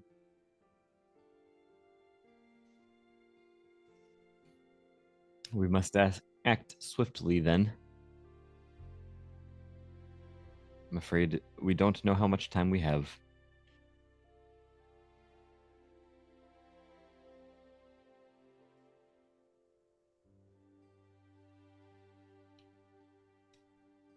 Is there anything else I can do for you? I think that is everything for me. How about you, Justinian? I would like a moment alone with Pora, if I could, please. Marlon gives him a quizzical look. And then, very well. I am going to go take a peek at this new floor. I'll meet you back at the house. Thank you. All right. Marslin, you leave. Justinian, what can I do to help? I have a nightmare. And I haven't disclosed it to another member of the party. You are the first person I'm telling. Okay, I will do what I can. See the party surrounded by Fane and 3 or 4 different automations that look similar to Bishop but also different. And I see thousands of them surrounding us. And I see myself being able to stop Fane, but not without costing the rest of the party their lives. Interesting. If this nightmare persists, would you be able to help me find a way to teleport them out safely before I do what needs to be done to stop Fane once and for all? And they can't know that I'm going to do this. The act of teleportation is a pretty advanced spell. I don't think you're a study here. I'm not, and that's why I'm coming to you, because I'm not going to be able to save them without your help. And I don't want a single one of them to perish if my dream becomes a reality. I mean, we have instructors in schools if you wanted to spend some time and begin learning the ways of a wizard. My mother tried years ago, and it never took. I'm not as sharp-minded as Marcelin is. So how should we proceed? Well, my mother used to store some of her spells in one-time use pieces of parchment. And I was wondering if maybe you had one or could have somebody craft one.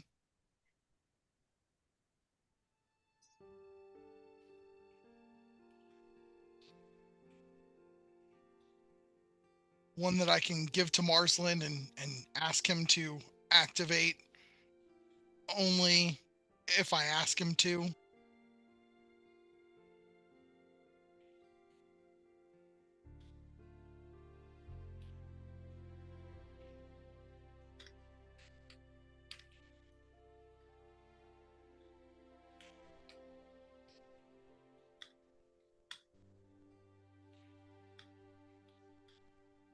Yes, we. Okay.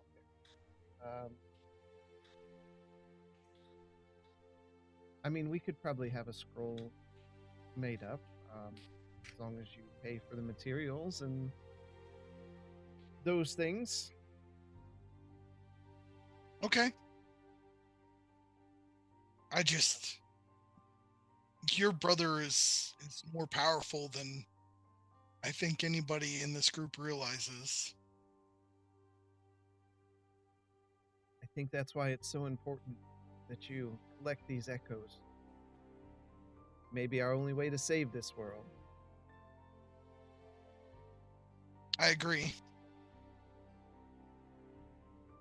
I would appreciate your confidence in what I've disclosed to you today. Not a problem.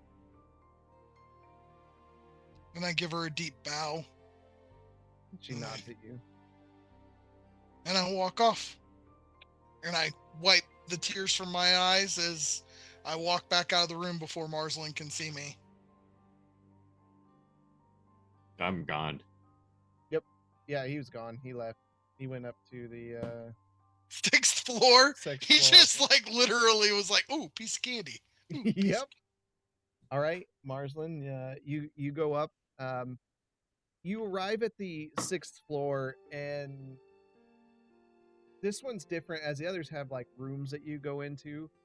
This one has a small circular like hole in the door, and you can see bands of runes just kind of circling around. They're green and glowing. Outside of that, there's like the doorway is kind of sunk in, and within the outer wall and the inner wall, you just see a band of glowing runes around the archway for that. Knowing what you know, this looks definitely like something that you would put your marked hand into to gain access. Exactly what I was going to try. Okay. So you stick your hand in, and you feel yourself. Your body becomes almost fluid, like a gas, and you're just pulled through that hole, just, and you are inside this library of sorts. Books are scattered everywhere. It's a little unsettling for you because there's no order to anything. There are just books laying on top of books. Some of them are chained down. There's one that's actually like bouncing like a dog on a chain, like it's trying to open its pages to bite something, and it's like chained down to a wall. This is interesting. First, DM. Do what? That's the first one I'm gonna open, DM. There's like runes surrounding some of the other ones. You recognize like certain protection spells and things. But yeah, you can pick a book. Or I'll meander through, taking a look at the subjects that are in there. And if I'm gonna see if I see anything interesting relating to mechanists or the wars or bishop, or maybe even martyrs of Tyr there. Not immediately grab the books. If I see something that seems intriguing, I'm going to, I don't know, Arcana check it to see if it's going to try and hurt me. Okay. Yeah. So roll your Arcana up. 23. Okay. Seems fine. Right. They're all kind of magical. You definitely feel like a hum in the air. Yeah. Okay. And then I'll spend some time, obviously, being very, very careful on what I touch. Not a ton of time. I know the rest of the group is going to be heading back to the house in not too long. Will you be opening a book? Well, that's a question. If I can confidently determine that the book won't cause harm, otherwise, if there's any air of uncertainty, no.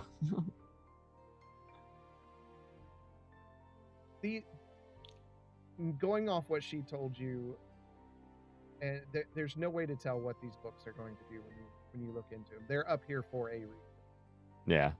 Some of them can be beneficial, some of them won't be. This is where she mentioned that it's just a choice you have to make. Okay. In that case, I'm gonna do meander through the aisles, taking notes of the books that I think might be interesting to consult on later. Okay. Yeah, there's definitely some in there. There's definitely books from the plains. You can see some of the books look like they come from the plains. There's one that the cover looks like it's made out of molten lava. Some of them it's made out of leaves. Whoa. Some of them like an ooze, like the book's constantly dripping.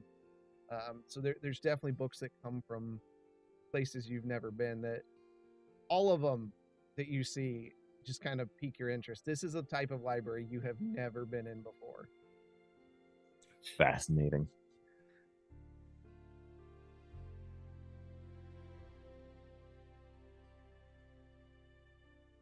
So, not reading any of them. Well, what am I? Is there anything that catches my eye in particular? There would be, yeah. If there's definitely one for mechanics that you see like little clockwork gears turning on the cover.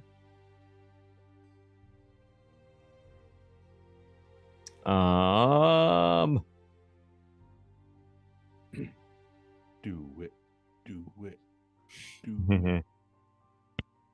Oh, I don't have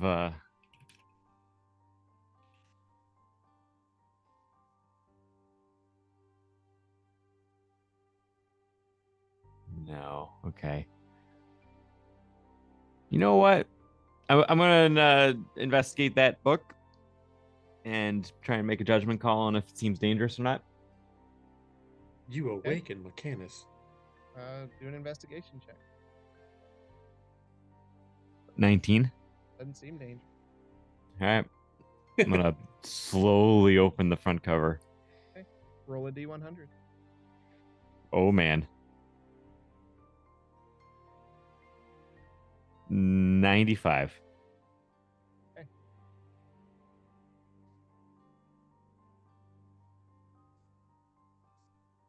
All right. You begin reading about Mechanus.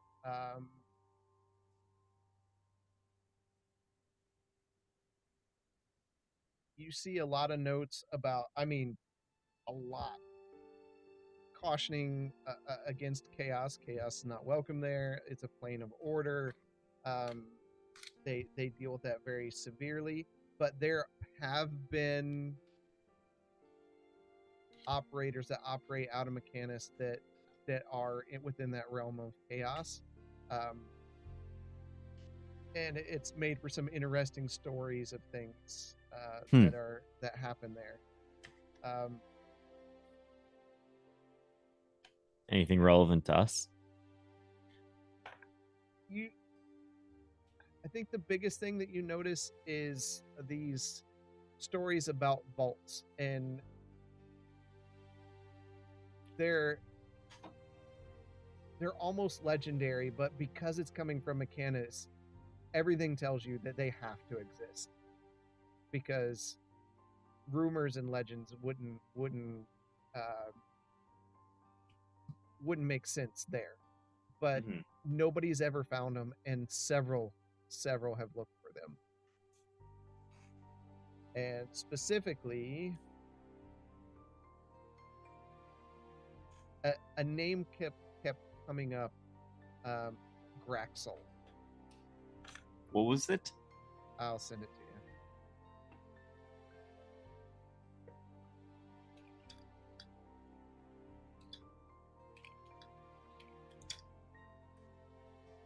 Oh, I was close. Okay. What do I know about Graxel? It's just, you notice that it's a name. This is a Mordron that did not follow the rules of order. And you can almost see in the book that someone has gone through and like redacted or removed information, pages torn, areas marked out, like they were trying to hide things about this particular Mordron. Interesting. Okay. Was the redacting was done literally in this book? Yes. Can I can't like see past it. Try and make out what's underneath. Well, some of them are just torn and ripped, but no, there's no way to. It's not just like black marker. They just didn't take a Sharpie.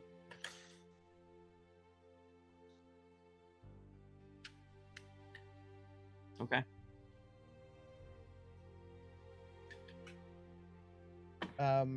But for reading that book, Uh-oh. you, for the period of 3 days, wait, 3 days? No, 1 week for that one. You gain advantage on all targeted spell attacks. Oh. Okay. That's cool. How do I note that? You can just put it in your notes. Or whatever. Sticky note on the side of your monitor, or whatever helps you remember that. After underneath your keyboard. Yeah.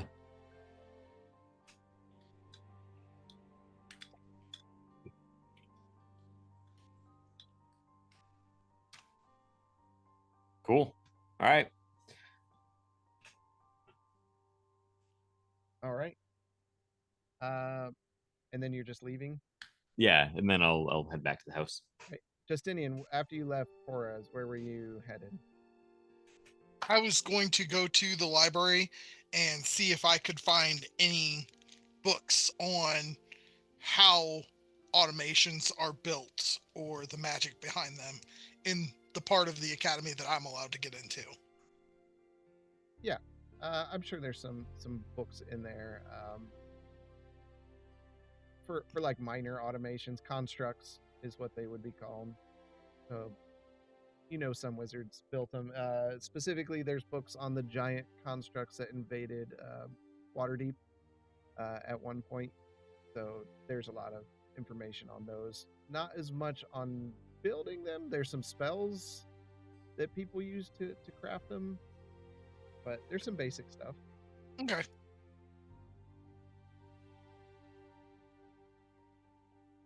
So, all right. So, Marsland, you see Justinian looking through some books when you come down. What are you looking through over there?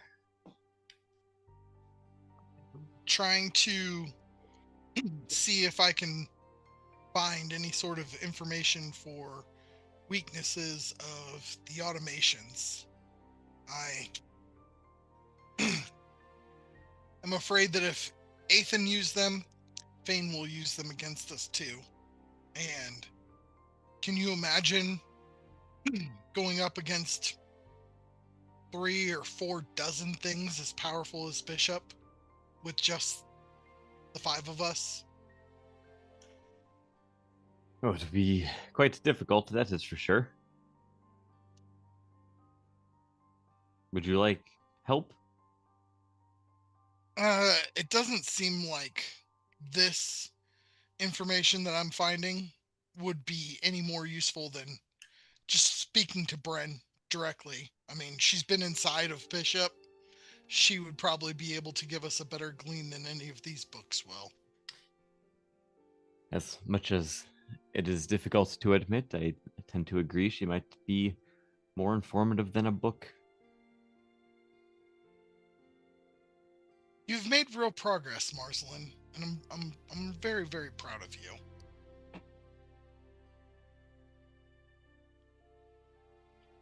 Shall we head back to the house? Yes.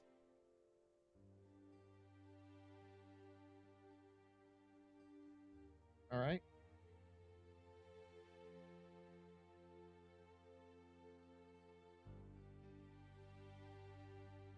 All right. Gwenton and Anax, you are shown the stairway down to the Avatar, and High Priest Cluster waits at the top. What do you want to do? Thank you, High Priest.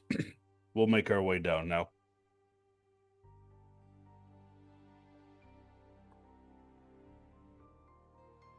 And then we'll start heading down. Okay.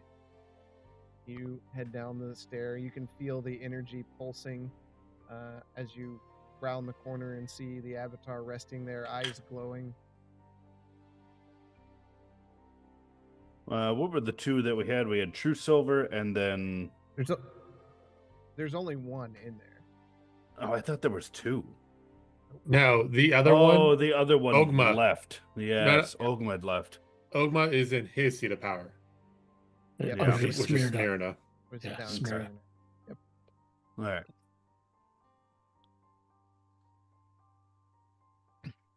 Okay. Sorry.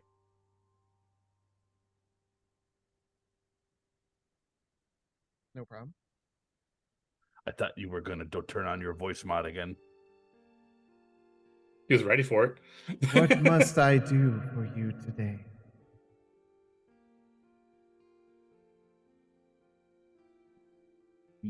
I ask nothing of you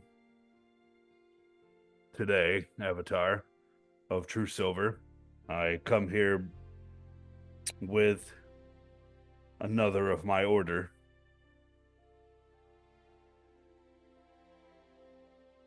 Welcome, followers of Tyr. It is best that we hear from you what we know of Tyr. So, Tyr has met with me, mind you, an image, when I was at the ruins of Dash. And he kneeled before the sarcophagus of Guinevere here, who was in a state of slumber since Dash fell.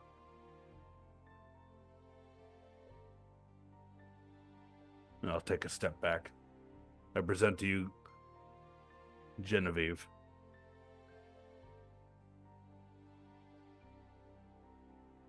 While I can't see or speak with Tyr, I feel his goodness within both of you.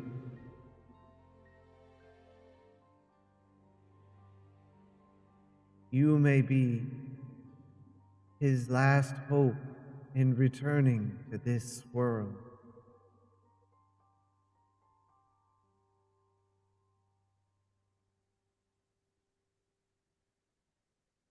We are making I am making strides to make that happen, but this is a slow process. It is no easy task, as I'm sure you're aware, of finding those to regain faith in Tyr.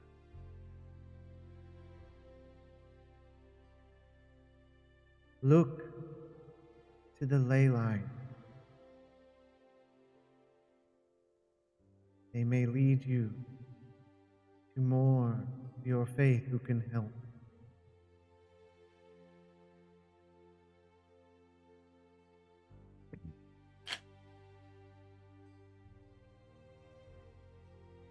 Thank you. So, Ginny, there are two seats of power that we are aware of. One is here before you, and another has an occupant. They are slowly being restored. It would do this world well to see the gods return, so the avatars may walk among the people again and bring back faith of all sorts.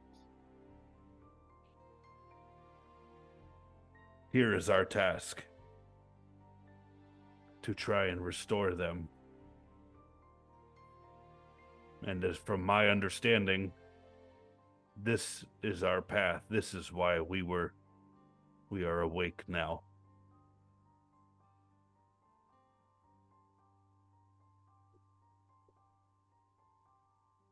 I can be of assistance.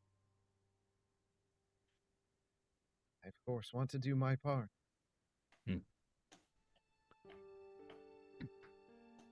Thank you, Avatar of True Silver. Go, and may the light guide your path.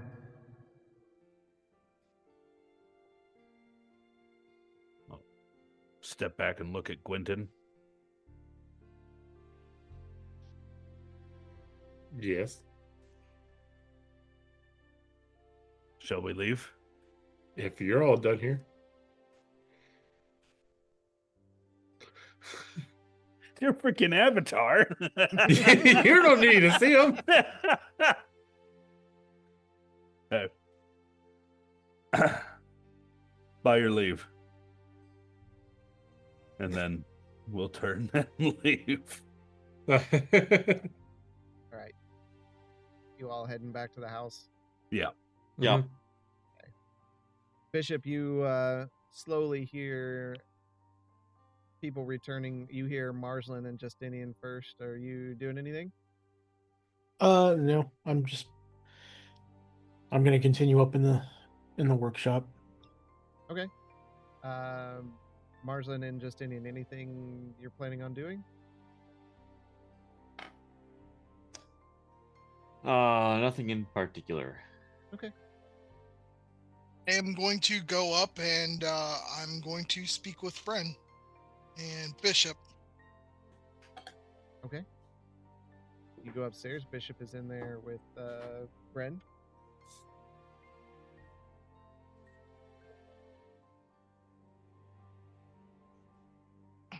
What do you want to say?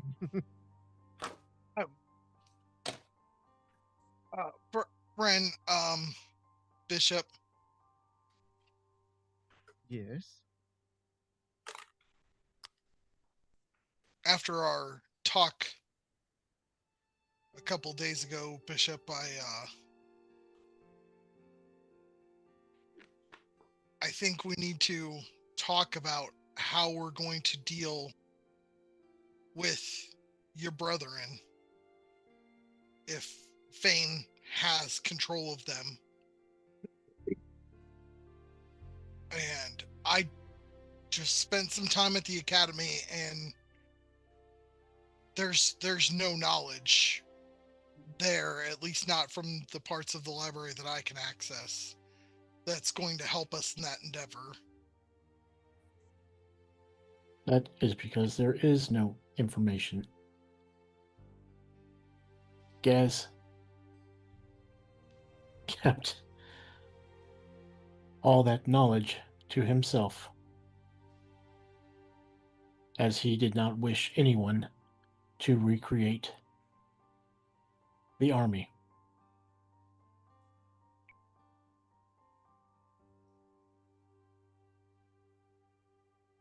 Bren, is there anything that you can help us glean where we could slow down other automations without hurting Bishop? I mean, Are you saying a device that would slow them down? I'm not sure what you're asking. I'm asking if there's a way that we're going to be able to fight dozens of automations with just the 5 of us. I was no help during the invasion here. I'm not aware of anything. If Gaz knew, he never said. Uh, what makes you think there's dozens coming? Just there was a rumor that I had heard right before I met up with the rest of the Light Unsparkers about an army of automations. And I am afraid that they are where Fane is, or that is what is keeping Fane occupied, is trying to find them and activate them. I thought Pora told us that there were no automatons on the island, as that would have been a stupid idea, since they can control them. The island was meant as a prison.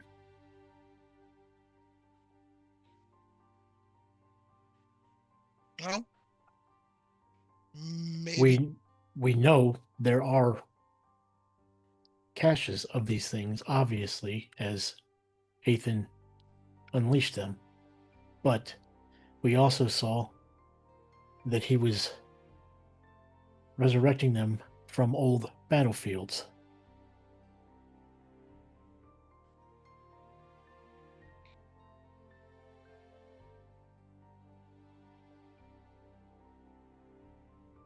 But yes, as of right now, we don't know of any weaknesses or any way to sever the connection.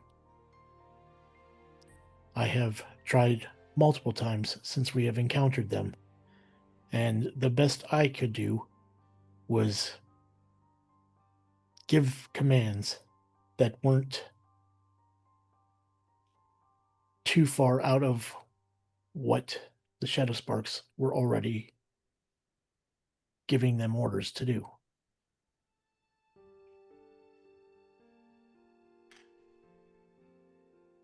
I'm afraid if we did anything at all, it would affect Bishop as well. To be, it's not that I couldn't make anything. I'm Bryn. Make whatever, but it feels like a risk.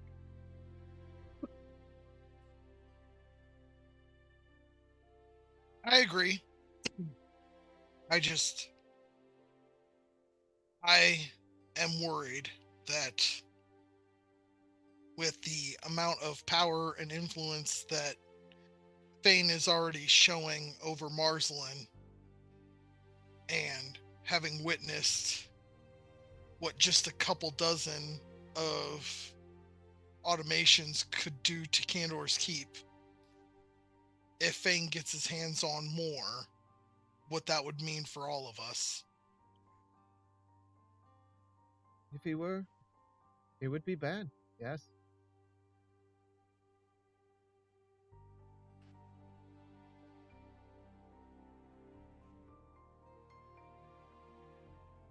Well, thank you both for your time.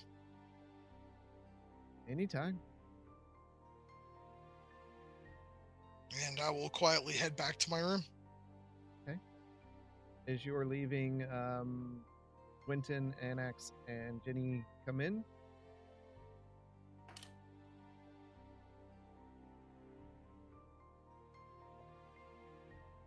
All right.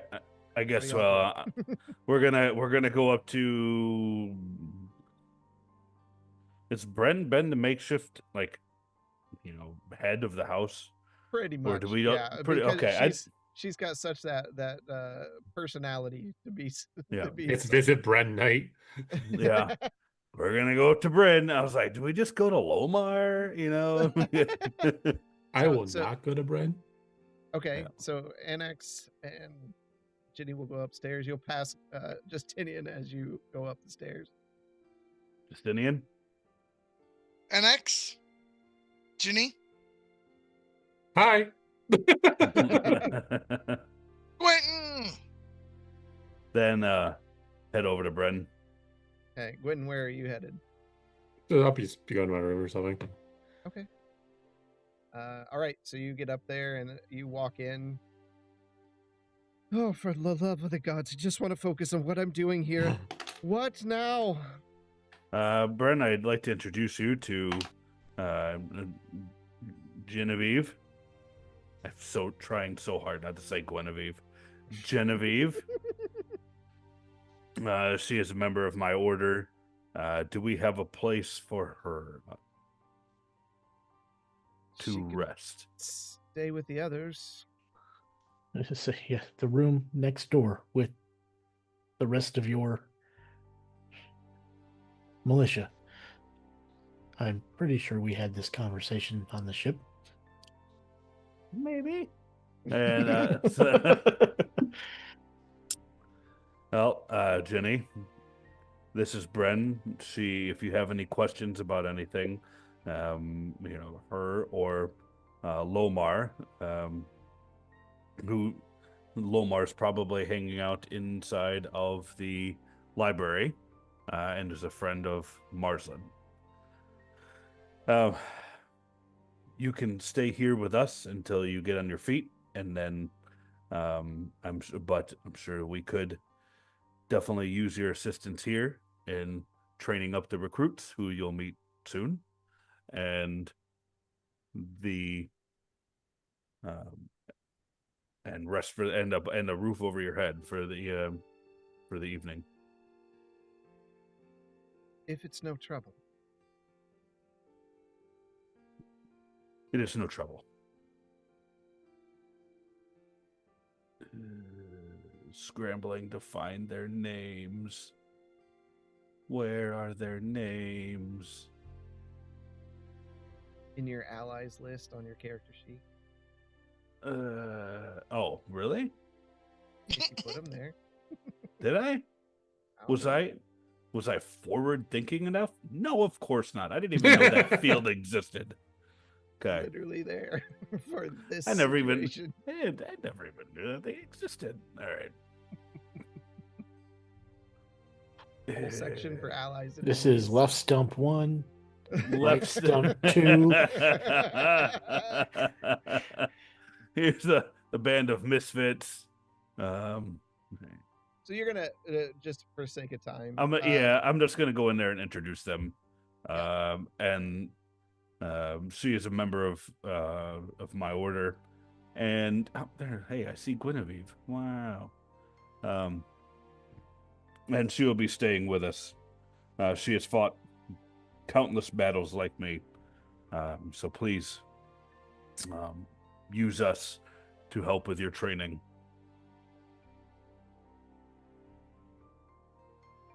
And you do your acquaintances, and as you're shutting the door, you just hear one. As you just hear one of them say, "So, what part of your body is not original?" And then you close the door. And then everybody's headed to bed. I'll have you know that there are 5 total now. There were 3 that we recruited, and then now Ginny and myself, there are 5. Okay, going to bed. With that, you all bed down. I'm going to make sure before I shut down, I'm going to make sure that the book I hid is still firmly hidden. Yeah. Like Bren knows where it is, but yeah, it's hidden. You all shut down for a well-deserved rest. That's where we're going to end tonight. Woo! There we are. Good. Good RP. It's heavy. It was heavy, man. Heavy. It was good, though. It was very good. But now it is time to announce our winner for the Savage Crucible figure. So I'm going to give that over to Justinian. You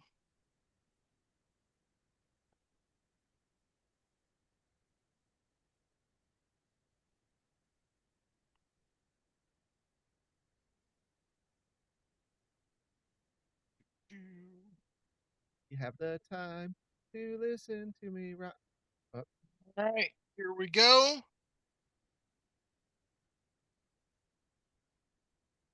And our winner is BJ Charity. BJ Charity. If you're in the chat, say something. If not, we will get with you via Facebook or whatever and let you know. Yep. I will shoot him over a Facebook message first thing tomorrow morning and ask for his mailing address. Congratulations. It's probably an alias of Tone. So, Soon as I see Saginaw on that mother trucker, it's getting respun.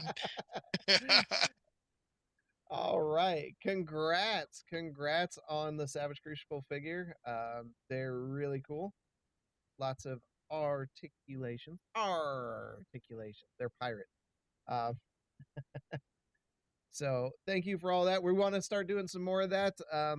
We also go ahead and we'll announce it. We are going to have some community one shots coming up soon. We're just getting the final logistics set up.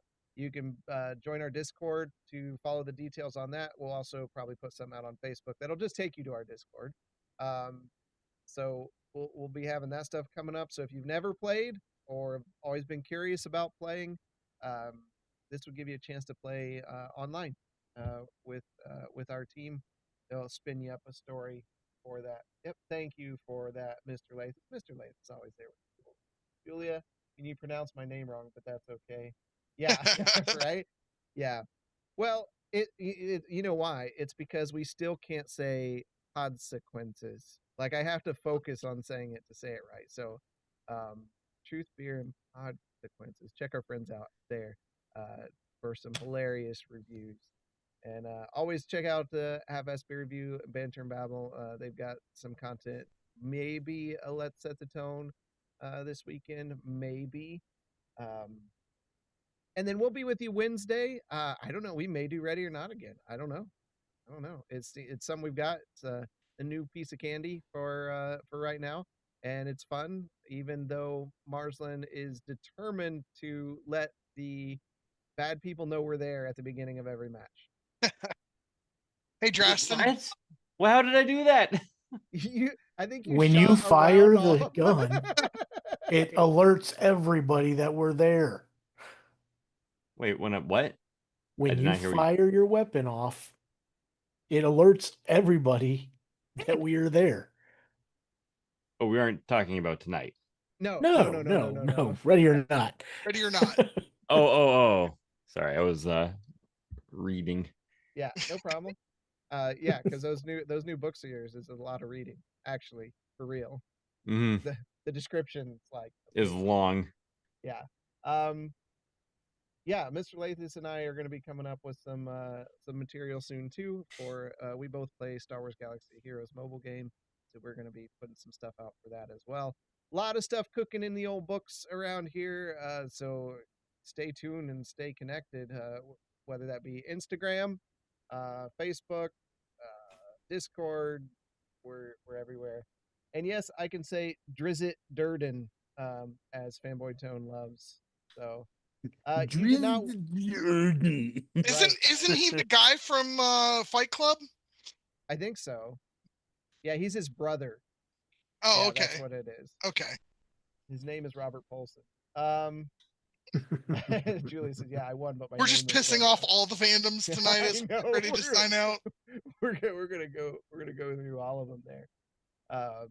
Yeah, no, you don't want to miss what's coming up. I think these guys and you all are gonna enjoy where they're headed. So I know I'm having a blast putting some of that together. Of course you are, because it's gonna be nothing but riddles and puzzles and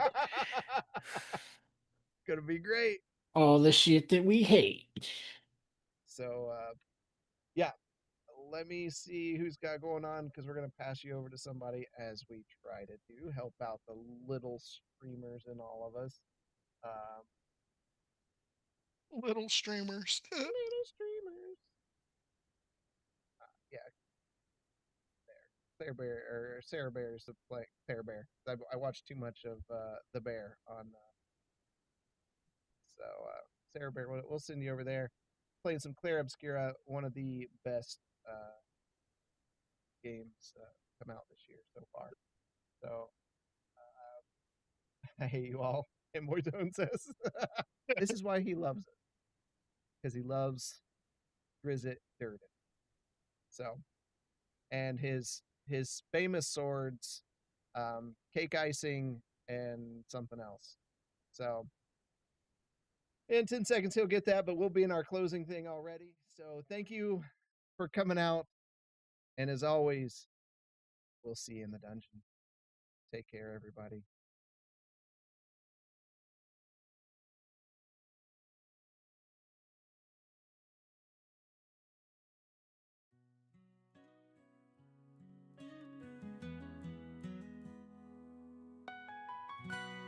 Hiding from my uncle, I don't have much to say. A simple astral elf, but I'm angry anyways. But my curiosity got the best of me. I pulled a card and now you see everything in my life has been taken away, and now there is only one thing to say. I'm drifting here in the astral sea. My friends have no idea where I could be, and it's really quiet here. But there's just one thing I think about. It's certain for me without a doubt. My life is all a wreck ever since I touched that deck.